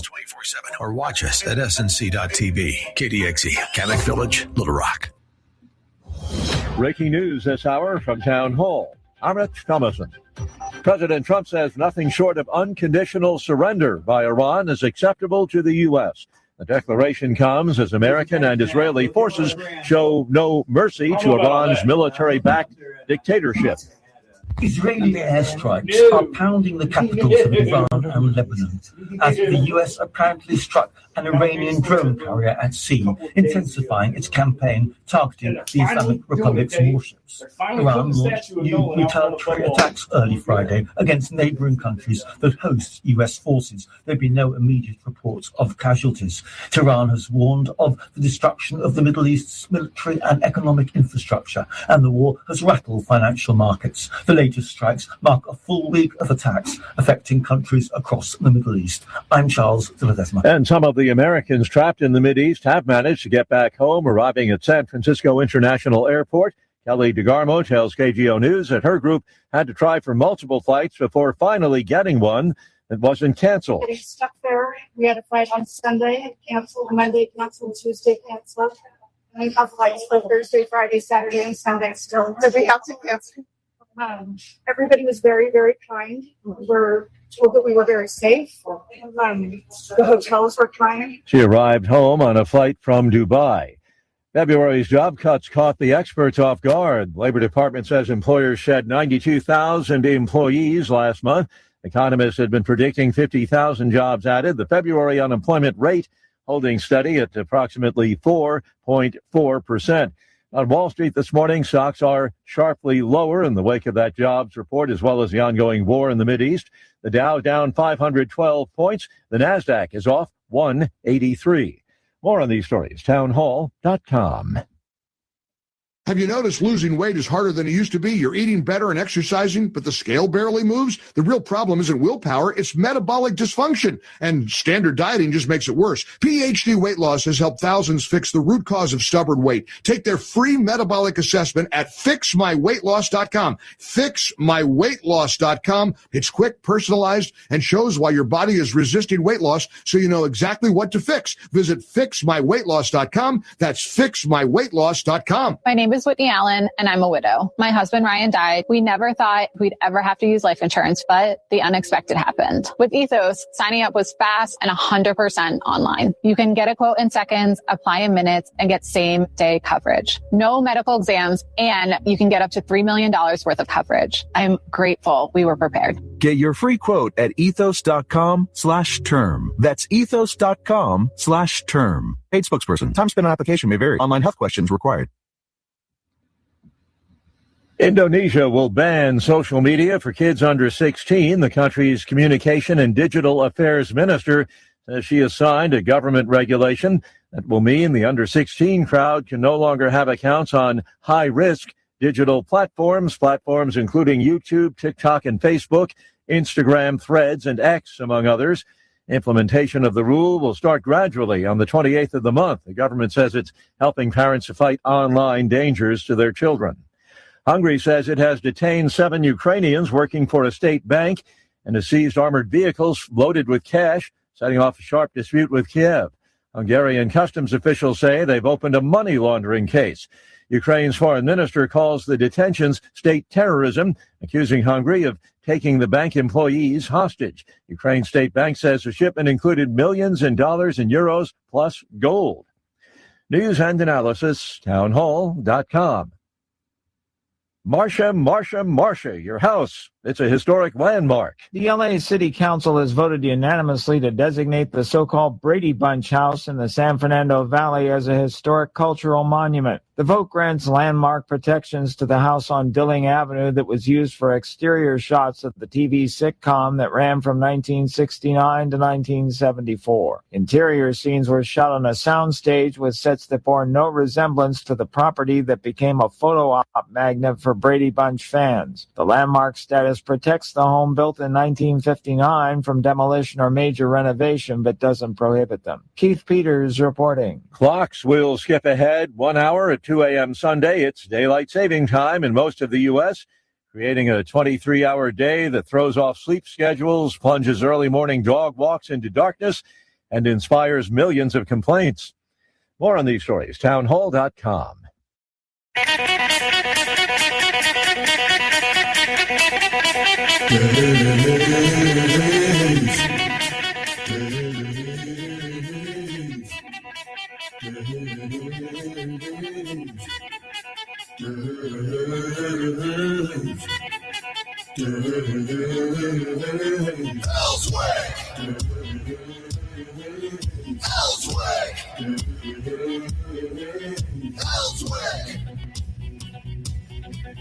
All right, back with you. Last hour here on the Dave Ellswick Show on a Friday.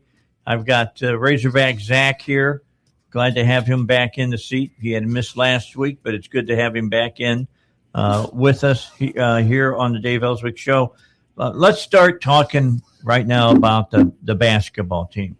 As long as we don't talk about the Florida game, we're good. The regular season is coming rapidly to an end, and then we'll be, bullseyeing the tournament, and then it's the big dance. Oh yeah. So you've got one game left.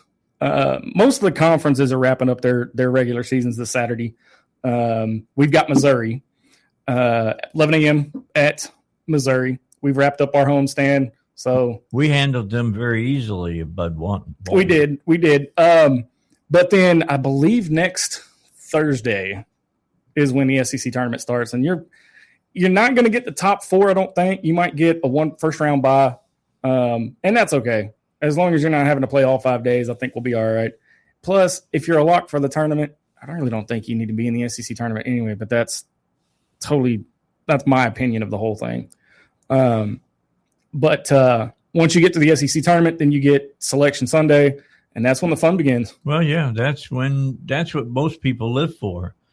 Before we go on the show, we lost a great coach here in just the last few days, and of course that was Lou Holtz. Lou Holtz, his time at Arkansas kind of gets overlooked if you think about it, just because of the success that he had at South Carolina and Notre Dame. But he had an impact on Razorback football. This was one of his jobs that he wanted. A lot of great players came out from underneath Lou Holt's leadership. But one of the things I like about him was the quotes that he had. Some of the quotes that he had that he used were so great that they made a book. The university made a book of them in the after his tenure. And my buddy's got one. He's going to let me borrow it, so I'm excited about that. It's pretty cool, huh? Oh yeah, and everybody knows Lou Holtz because of his little sparring with Mark May on College Football Game Day. But mostly when you think of Lou Holtz, you think of the '88 championship with Notre Dame. Yeah, you think of South Carolina. Wasn't he at Notre Dame when they had the big brouhaha with Miami? Mm-hmm. All right. Yep. The Catholics versus convicts. Yep. He was there. And he kind of reinvigorated Notre Dame. So if I'm a Notre Dame fan, I'm thanking Lou Holtz for how they are today, because without him, they wouldn't be in the situation that they've been in the last couple of years in the playoffs and getting the notoriety that they've had here as of late. Because, think about it this way. Look at it in terms of Razorback sports. If we didn't have Nolan, if we didn't have Eddie, we wouldn't be known for the 40 minutes of hell. We wouldn't have had the 94 championship and so on, forth and so on. So Notre Dame got reinvigorated when Lou Holtz was there. And that's it. That was his dream job. So let me ask, you are excited because you've heard that the Razorback administration is going to put up a statue. They announced it the night of the Texas game. They announced it at halftime that there is a statue finally being put up of Nolan Richardson holding the 94 championship plaque out in front of Bud Walton Arena. And it's 20 years. Been a long time. It's been 20. They should have done it 20 years ago. But here's my my negative opinion about that. Okay. I think that's Hunter Yurachek saving face. Because really? Well, I mean, we've talked about it on here. Look at how many times he's fumbled NIL, and look at all the black eyes that he's given Arkansas.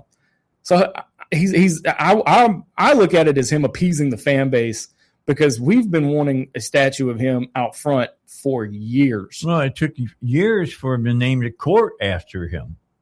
Yeah, look at the football field. The football field is Frank Broyles Field, and he's got a statue. You have to do the same thing for the man who took your basketball program to the pinnacle. And I'm going to say this right now, Dave. When DVH brings home that title this June, there's going to be a statue out in front of Baum Walker for Dave Van Horn. Should be. There should be. There really should be. Or maybe they'll get a female statue in front of the women's fast pitch softball field. That one's going to be coming. Who would you put up there? That's who. The lady that's there right now is doing the job. Yeah, there's one out in front of the track for John McDonald, because he put the track team and the track program on the map. Yep.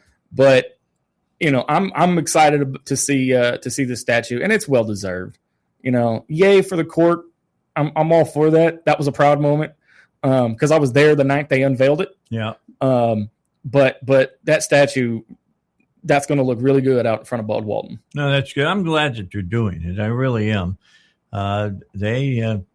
He took a program that was so and made it into a juggernaut. Oh yeah, MC and I talk a lot about the basketball team around this time of year. He eats, sleeps, and breathes Razorback basketball. I mean, he is all about it. And we've done some special episodes on our YouTube channel and on our podcast channel about the basketball team, and we've he and I both agree, had Eddie Sutton not been here, there would be no Nolan Richardson. But on top of that, the 1990 Final Four team is what set the table for the 94 championship. If that team would have never made the Final Four, we don't know if we'd have been there 94 and 95. But we go over all that in those episodes, and they're up on our podcast channel and our YouTube channel. Last weekend was the 50th anniversary of the only team that has had an undefeated season and an undefeated tournament in college basketball. And who was that, Dave? Indiana Hoosiers. Yeah, I knew you were going to say that. Hoosiers. Yeah. I'd do it, but we'd have to turn the mic down. Yeah. Yeah, it's just, I got to tell you, that still has stood the test of time. 50 years. Yeah, and nobody else has done it. Nobody's done it now. Who's undefeated right now? I don't think there's anybody undefeated. I think there's one team, if I'm not mistaken. I forget who it is.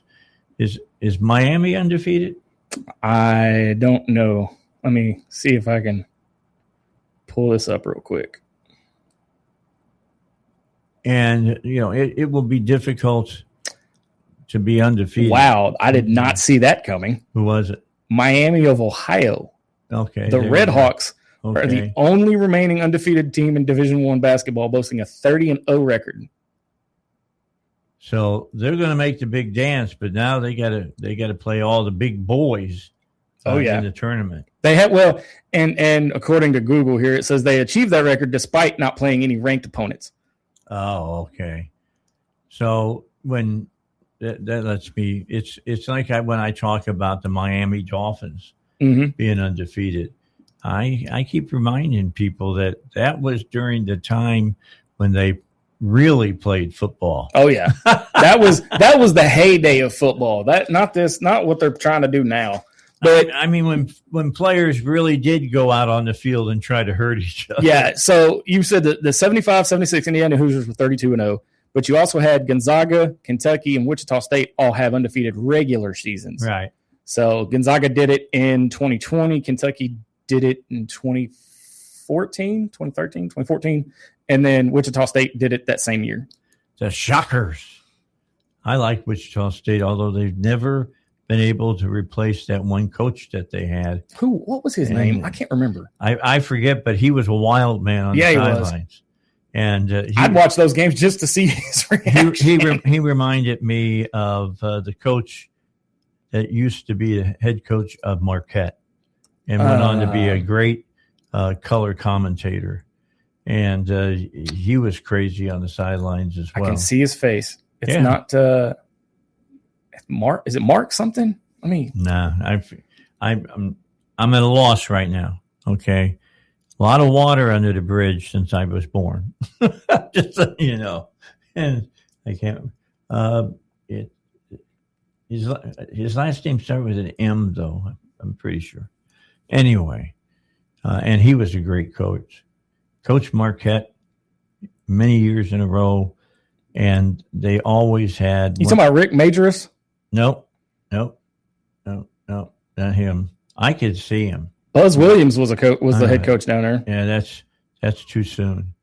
You want to go back to the 80s. Who was the head coach of Marquette in the 80s? Rick Majoris was 83 to 86. Okay. Hank Raymonds was 77 to 83.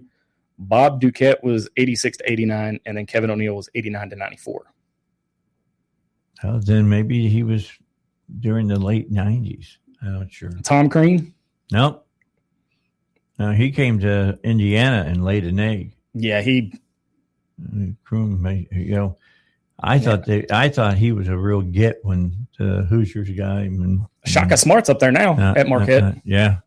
Well, he left Texas. Yeah, he left Texas. Because he went to play in the big leagues and got his butt kicked. Well, I mean, it's a different animal. I agree. The league is a different animal, man. I agree. You don't get to play a lot of that's why teams that you probably can win during the time. It's Al something. Oh, hang on. Al McGuire. There you go. 64 to 77. There you go. All right. Al McGuire was a great coach at Marquette, and he was a real wild man. He was 295 and 80 at Marquette. Yeah. 295 and 80. He was there 13 years. Holy cow. Yeah, great coach. Really was. And he was a great color commentator.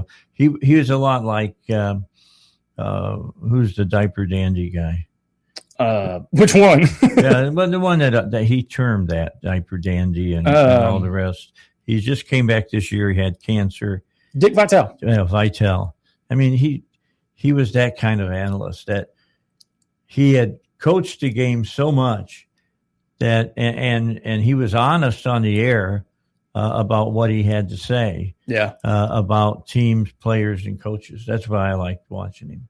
Well, I mean, you've got guys like Lee Corso for game day. You've got Dick Vitale for college basketball. Guys that have actually been on the floor coaching and played. Corso is done. You know.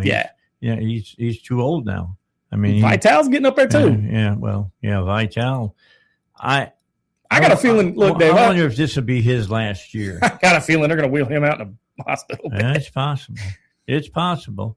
He'll be the Strom Thurmond of college basketball, like Strom Thurmond was when he was in the Senate. I mean, they brought him in on they carried him in to vote one time. Oh, wow. From a hospital bed. Oh, wow. Yeah. Strom he showed up for votes. I'll say that.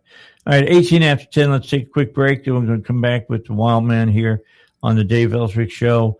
I agree with what he said. It is time that Nolan Richardson got his claim to fame because the Razorbacks haven't won another college basketball championship since he stood on the side of the court. Right. Haven't even come close. But, Dave, I want to tease something before we go to break.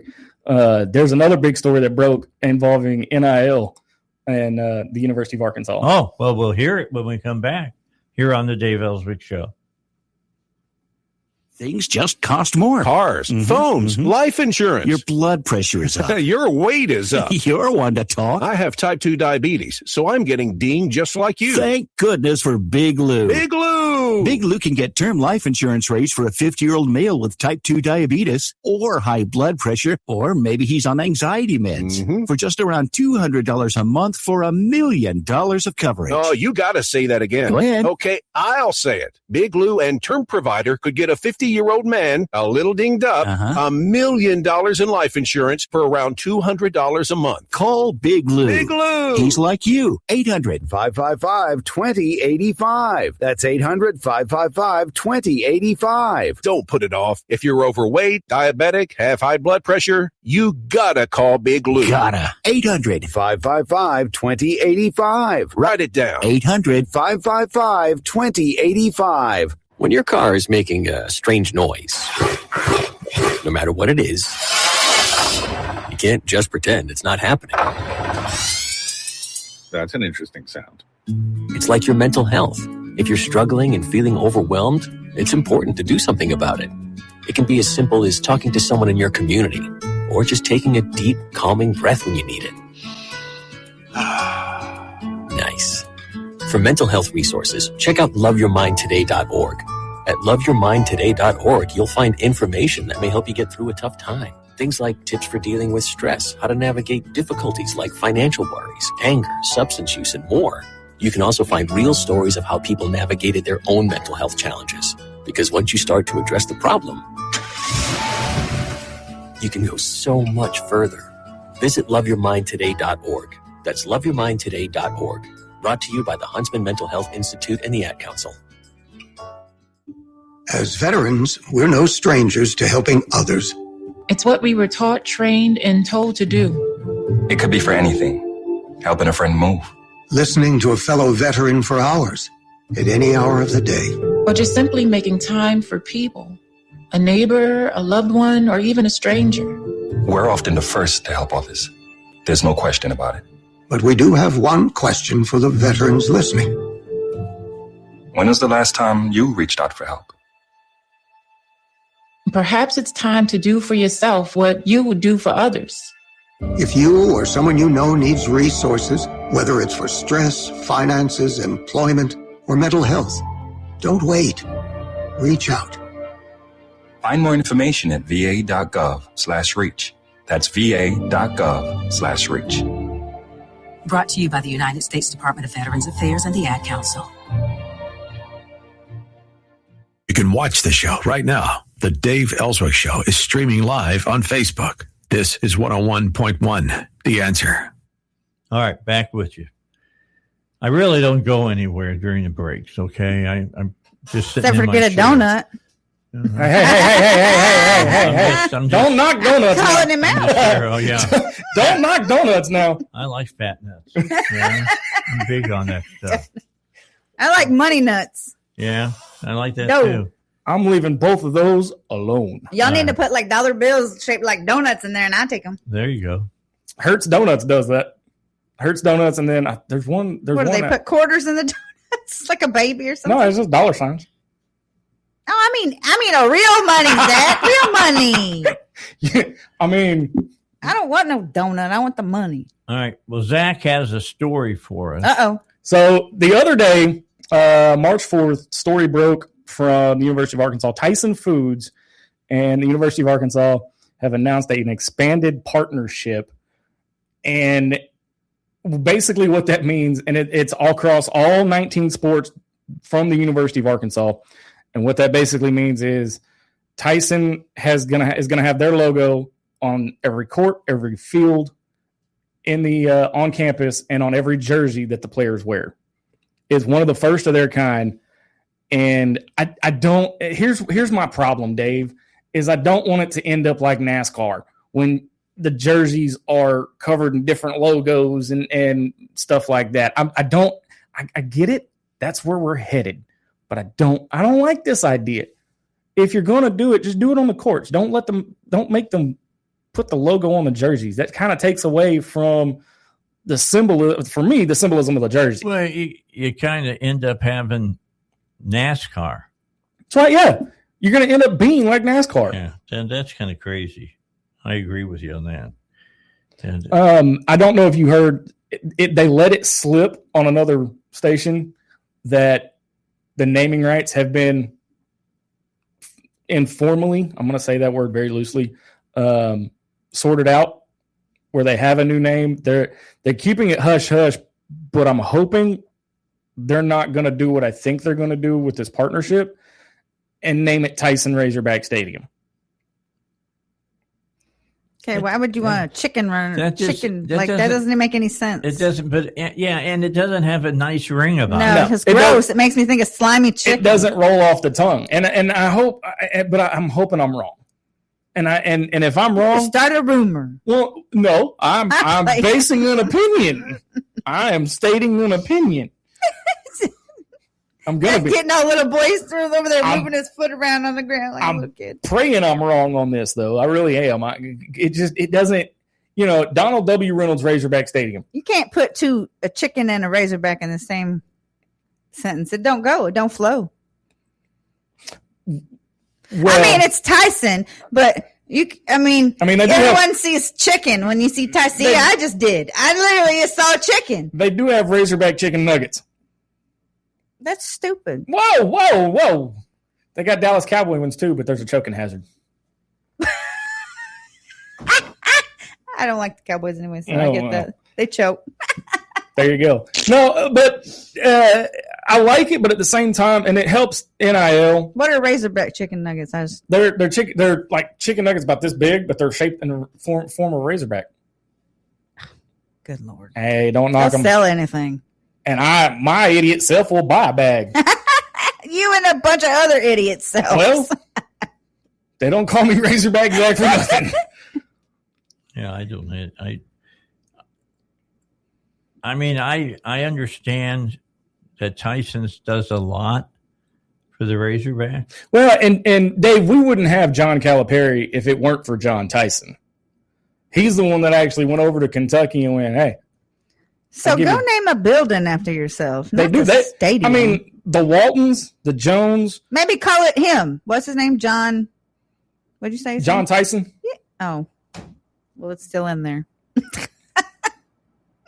Would you rather it be a Walmart stadium? No. Great Value Razorback Stadium? No.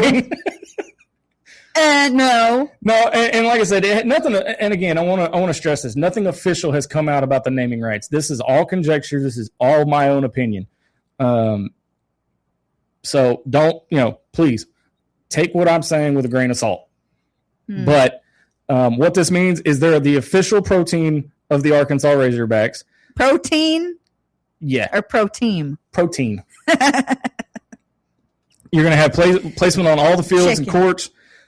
They're going to be on the media backdrop for when coaches do press conferences. And they're going to have a brand ambassador program for the student athletes.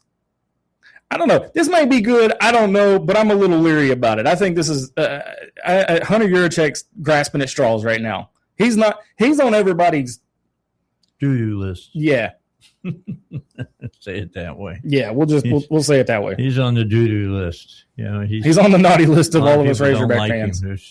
That's true. Well, but he's done quite a bit for Razorback sports. Yeah, he has. But the problem is, Dave, is all the negative stuff that he's done for the Razorbacks. Well, his big problem that's outweighing and that's outshining everything else. When he started talking about NIL and how the Razorbacks couldn't compete on NIL money. Yeah, when he made that comment at the Lookout Touchdown Club, that I feel like that kind of did him in. And you can say it, but don't say it publicly. And number two, don't say it in front of some of your biggest freaking donors in the state. Yeah. Because then they start thinking, can I put my money in a better place? Exactly. They're like, okay, so if we're not set up, why am I giving money? On top of all of that, you're reseeding Razorback Stadium, you've reseeded Bud Walton, and you've reseeded Baum Walker. Now, I will say this. The video board that they put up, we talked about this a couple weeks ago, about the video board at Baum Walker. I won't lie. By the way. I won't lie. It looks pretty good out there. Okay, before we talk about that, I noticed something at Baum Walker that I asked you about several weeks back was when they were going to get rid of the berm and go to seats. And now they've got seats out. They've got bleachers out there, yeah. They've always had bleachers back there against the back fence line. But now you don't get to sit on your blanket and watch. You do. What they give you, a 6-foot little thing? No, you can spread out. They're not going to take that away because that's what makes Baum Walker Stadium. That's the atmosphere. The sad part about it, though, those bleachers is designated the student section. Why would you put them all the way back there? because you charge too much in the seats up front. True. I promise I'm not crapping on the Razorbacks. I'm just a loyal fan, and I love them. And some of the things that they do and some of the decisions they make in the upper echelons just not very smart. Well, from now, I mean, let's all be really honest. The universities and the professional teams, the sports aren't for just us. Not anymore. If you want a good seat, you watch it on television. That's Absolutely. just the way it is. All right, a break, and then we got more coming your way after the news. With SRN News, I'm Rich Thomason in Washington. President Trump says nothing short of unconditional surrender by Iran is acceptable to the U.S. The declaration comes as American and Israeli forces show no mercy to Iran's military-backed dictatorship, as the U.S. warns that attacks on Iran will intensify now that the war has hit the 1-week mark. Though it was a difficult ordeal because of repeated flight cancellations, some of the Americans trapped in the Middle East have managed to make it back home. Republican Senator Mark Wayne Mullen of Oklahoma says he's excited at the prospect of serving as the next Homeland Security Secretary nominated to that post by President Trump. Labor Department says employers shed some 92,000 jobs last month. On Wall Street, the Dow down 541 points. The NASDAQ is off 209 points. More details at srnnews.com. Have you noticed losing weight is harder than it used to be? You're eating better and exercising, but the scale barely moves? The real problem isn't willpower, it's metabolic dysfunction. And standard dieting just makes it worse. PhD Weight Loss has helped thousands fix the root cause of stubborn weight. Take their free metabolic assessment at fixmyweightloss.com. Fixmyweightloss.com. It's quick, personalized, and shows why your body is resisting weight loss, so you know exactly what to fix. Visit fixmyweightloss.com. That's fixmyweightloss.com. My name is Whitney Allen, and I'm a widow. My husband, Ryan, died. We never thought we'd ever have to use life insurance, but the unexpected happened. With Ethos, signing up was fast and 100% online. You can get a quote in seconds, apply in minutes, and get same-day coverage. No medical exams, and you can get up to $3 million worth of coverage. I'm grateful we were prepared. Get your free quote at ethos.com/term. That's ethos.com/term. Paid spokesperson. Time spent on application may vary. Online health questions required. Did you hear Congressman Bruce Westerman on the Dave Ellswick Show? I've gotten input from constituents about, they don't like this. They don't like endless wars. They don't want Americans dying over there anymore. But the question you got to ask is, what does that mean for the future? Do you go fight this war right now and you cut the head off of the snake right now, or you wait and the war comes to us, or it's a much bigger war and there's a lot more at risk and at stake in the future? So again, I think this is long overdue, and I think every effort was made to try to do it through negotiations. And I think the history with Iran and the Ayatollah is they negotiate, and they never make a deal. And if they make a deal, it's always to their advantage. And Trump doesn't play like that. Don't miss Congressman Westerman, Wednesday mornings at 7:30 on the Dave Ellswick Show, 101.1. The Answer. We asked parents who adopted teens to share their journey.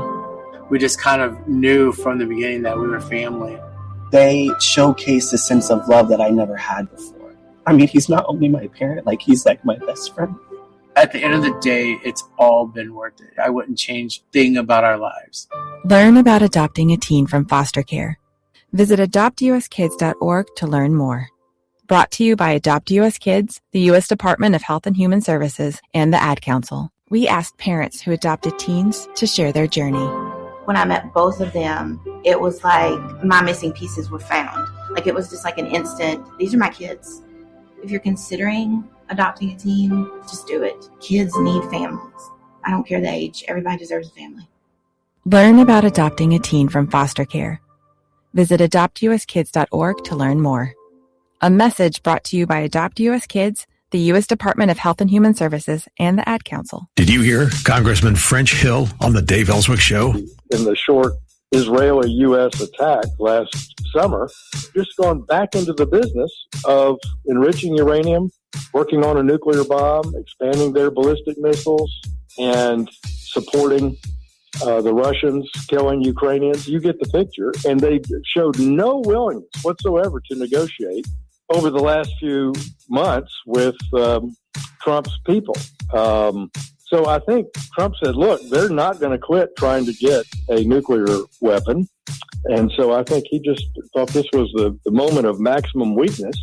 In the last year, we have reinstituted the Trump maximum campaign on sanctions. Trump made a commitment he was going to back the Iranian people.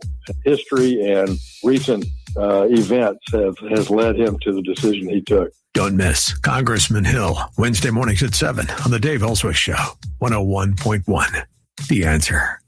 Dave Ellswick is the conservative voice of Arkansas, and he's back. 101.1, The Answer. All right, back with you. We have 25 minutes left for the Dave Ellswick Show on this Friday. Razorback Zach is going to be with us until 11 o'clock. You going to bring him back next week? Okay. If he's nice. Okay, so Val's filling in. That's debatable. Me. It depends on how the week goes. Yeah, she's filling. You behave yourself. She's filling in for me next week. Our owner did a nice thing. I have to give them credit. Is that they sent out a message and they gave everybody another day off with pay. Mm-hmm. I thought that was awesome. You just have to do it during this month, mm-hmm. and so. Next week, I'm going to go see Banana Ball. Nice. And I want to go so bad. I'm getting a press pass somehow. So I'm going to sit out there, and I'm taking a day off on Friday, leading me into that weekend. Ain't nothing wrong with that. That's a good way to start the weekend. It's going to be fun.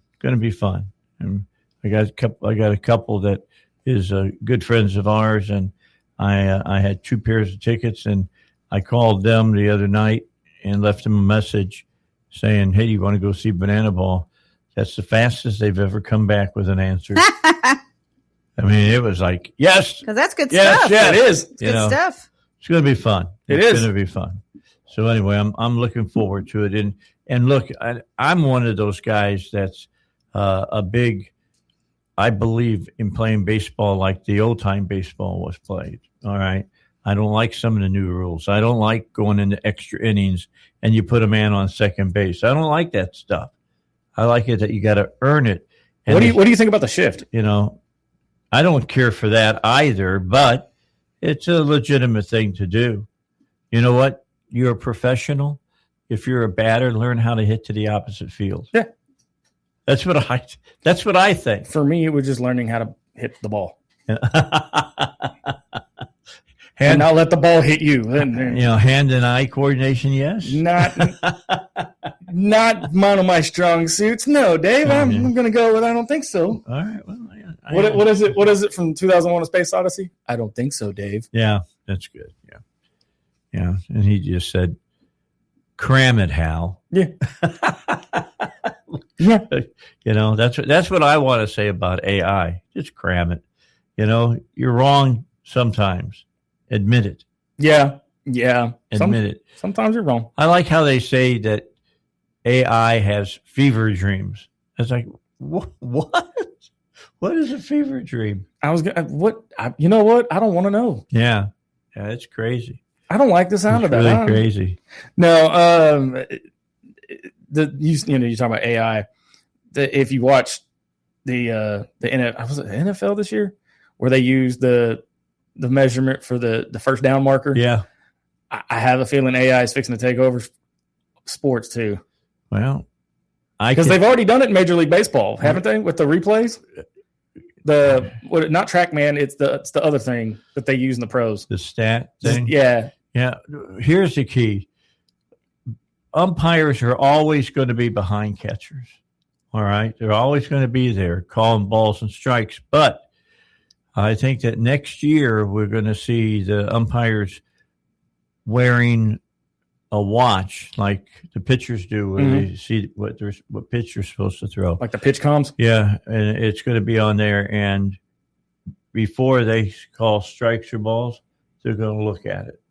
See, I don't know if I like that, Dave. And it's going to tell them whether it's a strike or a ball. Now, again, I lean more into the sport of football than I do basketball or baseball, but that human that human intelligence. I say intelligence; they're umpires. That's part of the game, though, isn't it? I mean, yelling at an umpire for missing a call. Yes and no. I mean, that's why I hate reviews in baseball. Let's not forget.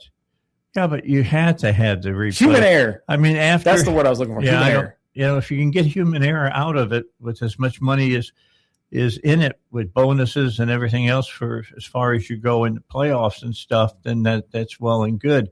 But when you have an umpire at first base and blows a call at first base, like in the Kansas City St. Louis game a few years ago, you got to have something. Well, and I get that. And you have to have something that's fair across the board. I understand that. But that human error is part of the game of baseball, because it's going to come a day when you're just going to be screaming at a computer. Or don't we do that half the time already? Yeah, I just know. I mean, when you want, you get all that stuff on, football too, the replays on footballs, and some things that they say is not, you can't debate a call on certain things, and I go, why? Why won't they? Why can you debate it on one thing but you can't on the other? Yeah, I agree. I mean, you cannot debate a holding call. It's like basketball. You go back and you review something that happened 15 minutes ago on a shot, but you can't review a foul call. Yeah, and you can't review. I agree. Or a walk or a call that you made. Yeah, that happened 30 seconds ago. I'm with you, brother. And again, maybe I'm wrong, and I'm not trying to be negative Nancy today. I promise. Some of the things in sports now just kind of irks me a little bit. It kind of just takes away from the joy of the sport. Well, what irks me is that for the average fan can't afford for one person to spend close to $1,000 to go see a baseball game. Yeah, that's crazy. I remember when it was 50 cents to get into the bleachers at Wrigley. Well, I mean, dude, look at it from, we've talked about it several times. Trying to get to a Razorback game will cost you and especially if you're a season ticket holder, almost $5,000 total. Yeah, it's ridiculous. You're pricing out the average fan. Of course you are. They've done that for a long time. That is time ago. The heart and soul of the fan base. And there's arguments all over social media, Dave, about who's a real fan and who's a true fan. And dude, if you're a fan nonetheless, whether you go or not, that doesn't make a difference. Some people can't go because they can't afford to go. Some people can't go because, they have disabilities and they can't go. True. But at the same time, these reseatings of all these stadiums and the ballparks, most ignorant thing ever. Well, it drives me crazy when I look. And the reason I know about this is because Dr. Brown, my dentist, he doesn't have a practice here in Little Rock anymore. He's up there in northwest Little Rock. Was a hardcore Razorback fan. I mean, hardcore. And he was complaining, and this is several years back, about how much money he had to pay to be able to pay to buy tickets. You had to pay the foundation X amount of money. Yeah. So that you could buy a ticket to go see a game. Mm-hmm. That's crazy. You still have to do that. But the thing is the more money you give to the foundation, the better seats you supposedly have. That's not all the way true. You have to pay more for your season ticket and pay more to the foundation. And some of these guys that have been season ticket holders for 50, 60 years, been paying, $1,400, $1,500, are now paying upwards of $20,000 to $50,000. That's crazy. Why? It was the same way with the Super Bowl this year. Oh my goodness. How can you, in all honesty, charge $6,000 for a seat? People will pay it. I know. Even if that'll be and some people, that will be the only game they ever go to, but they get to say, I went to a Super Bowl. Yeah, I agree. I watched the Super Bowl from the comfort of my own home. Yeah, so do I. And I'm on the 50-yard. In Didn't fact, pay a dime. I'm standing on the field. Didn't pay a dime. Yeah. Except for my cable bill.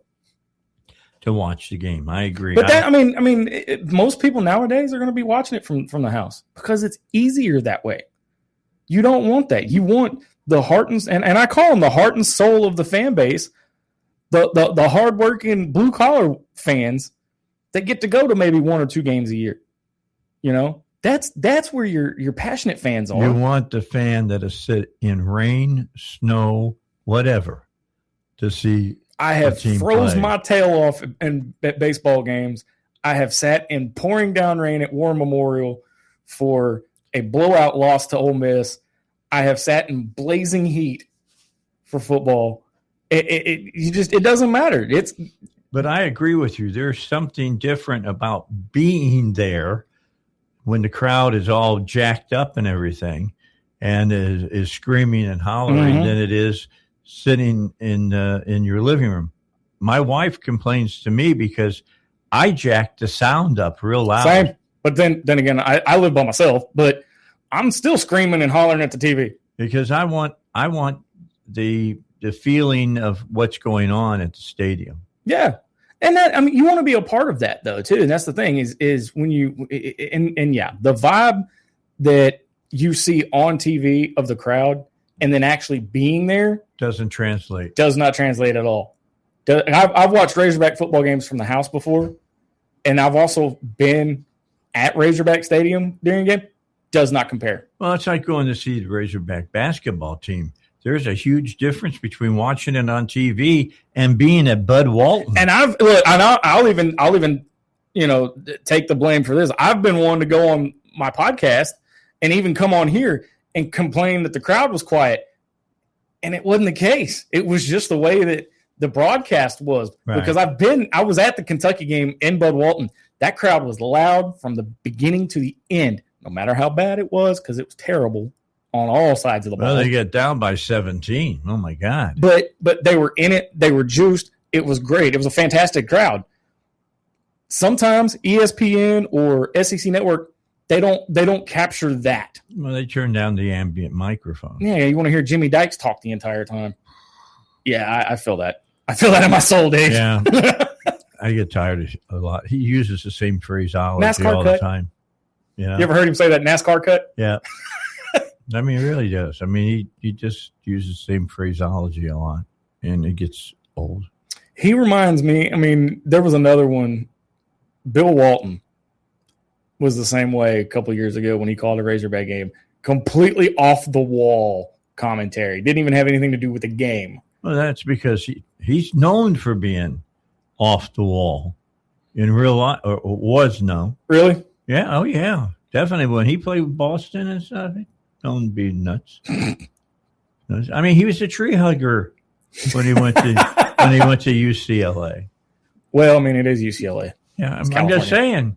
He was raised in a state that is so liberal that their brains ran out of their ears. It's just, Walton was the same way. He'd ride his bicycle downtown to the Lakers Stadium. It's crazy. Wow. Yeah, no, I know most of Razorback Nation can't stand Jimmy Dykes, but the average fan, that's like I said, and I'll say this till I'm blue in the face. The average blue collar fan is the heart and soul of your fan base, whether it's a pro team or whether it's, one of your collegiate teams, especially here in Arkansas. All right, we're down to where we're getting out of time, but before we do that, let's find out from Razorback Zach. You give us the temperature of the Razorback baseball team. It's early in the season still, and you had about a week where you had guys that had the flu. Baseball is going to be just fine. They're going to be okay. They're going to Omaha. I don't think we got anything to worry about. All right. Does the softball team have pitching to get to the World Series? I hope so. I haven't checked them out yet, but I plan to. I've been watching a lot of fast pitch softball on ESPN because they carry a ton of games. Yeah. And the other night I was watching who was it that they were playing? It wasn't LSU, but anyway, it was Lamar. Houston. It was Houston that they were playing. Lamar against Houston, and I'm telling you what, watch out for Lamar. They've gotten to the regionals several times over the last few years. and Courtney Deifel's going to have this team ready to play come conference time, and same with Dave Van Horn. I'm not concerned. The only concern I have up there right now is that football team. Do we go back to Omaha, do you think? I think so, yeah. Okay. I think this is the year. Do we finally get to go to Oklahoma City? That one is TBD. I don't want to put too much faith in there yet, but I think we'll be all right. Yeah, with as popular as the Razorback ladies fast pitch team, and as popular as they are in that they're winning and they're competitive, I'm surprised that they haven't brought in some really big time arms to pitch. I think she's getting there. She's had a couple in the circle that are pretty good. Who was the starter last year? She was great. Oh, you would put me on the spot like that. I mean, she had won countless games for the Lady Hawks. Yeah, I'll have to look it up during the break. Okay. All right. So we'll talk about it 2 weeks from today. Yeah. All right. But anyway, I've been watching a lot of fast pitch. I like baseball. People know that. I happen to like fast pitch women's softball is because I used to call it. I won an award for best radio coverage of women's sports from the National Federation of Women's Sports. Nice. And because I thought if I was going to do baseball games, that the girls play just as tough and practice just as hard, that I should do fast pitch softball. And they do. Don't mistake that. They do. And that's what I did. So I covered them. Covered volleyball too. All right, a break here on the Dave Ellswick Show. If you owe back taxes, listen carefully to rule number 1. Never go up against the IRS alone. They're cracking down, freezing bank accounts, garnishing paychecks, canceling passports. Even your home or business could be at risk. But here's what they don't tell you. The IRS has powerful tax relief programs that could save you thousands if you qualify. That's why smart people call Optima Tax Relief, America's #1 tax resolution firm. Nobody knows these programs like the experts at Optima. Their team of tax attorneys and licensed professionals have resolved over $2 billion in tax debt for people just like you. The IRS is not stopping, so don't wait, and don't take them on alone. For tax help you need, for tax help you can trust, call Optima today for a free consultation. Call 800-965-1433. 800-965-1433. 800-965-1433. Optima Tax Relief. Some restrictions apply. For complete details, please visit OptimaTaxRelief.com. Our Senators John Bozeman and Tom Cotton and Representative French Hill are standing up for radio listeners like us by supporting legislation to keep AM radio in cars. They know the value of local radio in times of emergency. Now it's time for Congress to finish the job and pass the AM Radio for Every Vehicle Act. Learn more at dependonam.com. This message furnished by the National Association of Broadcasters and this station. We bring you the biggest news stories of the day. Not to tell you what to think, but to allow you to have the most information so you can make up your mind. 101.1, The Answer, where Little Rock comes to talk.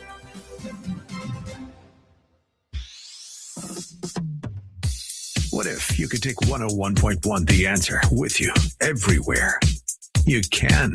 Download the 101.1 The Answer app and stay connected to the voices you trust, live and on demand. Wake up with Dave Ellswick. Stay sharp with Doc Washburn.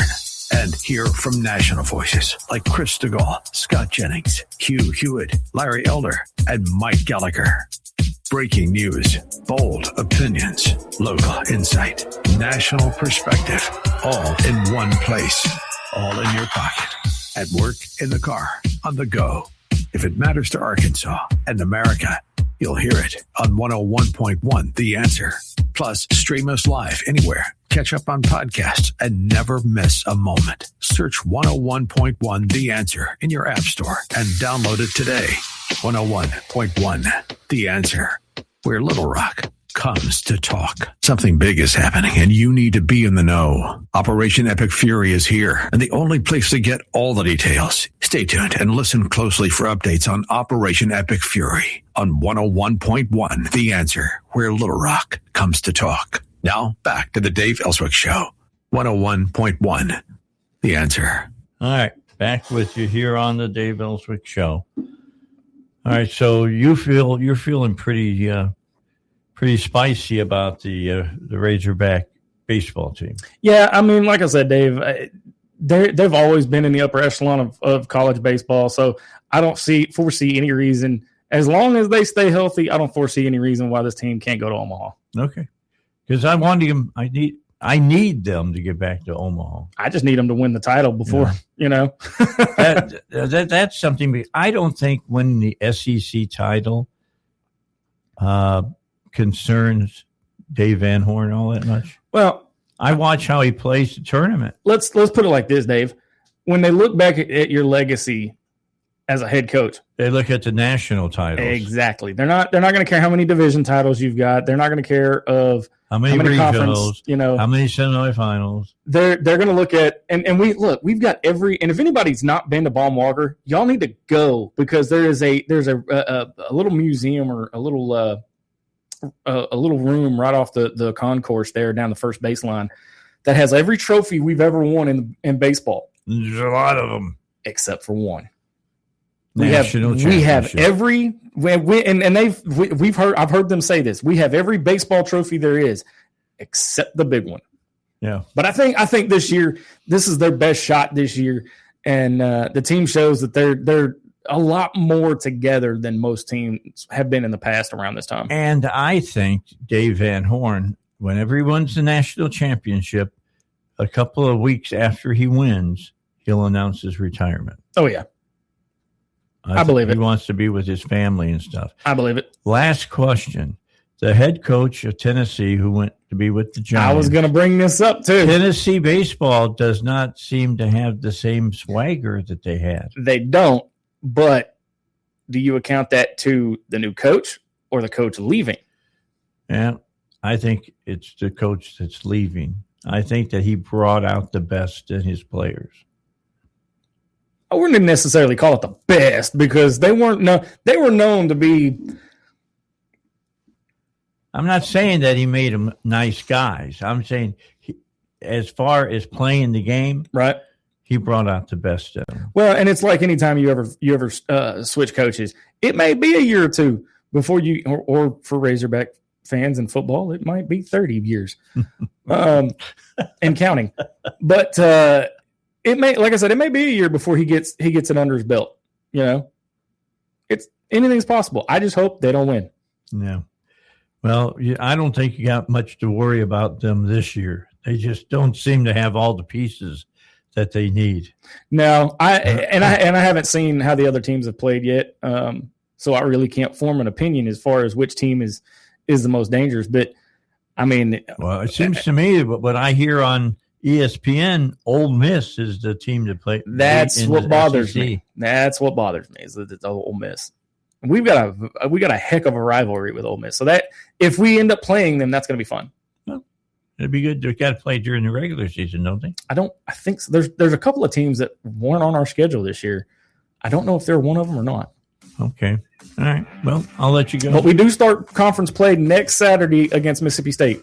There you go. Now that's not Ole Miss. There's a big difference. Don't get those two confused. And Ole Miss. All right. As far as that, Ole Miss has been known for many years that they play good baseball. Right. And we wrap up the regular season of basketball tomorrow, 11 a.m. on ESPN. Who are we playing? Missouri. The Tigers, who we handled fairly easily at Bud Walton, but we're not going to be at Bud Walton this time. We're going to be at their place. Yeah, so it might be more difficult. All right, let's take a break. I'll see you on the radio on Monday here on the Dave Ellswick Show. Woo pig.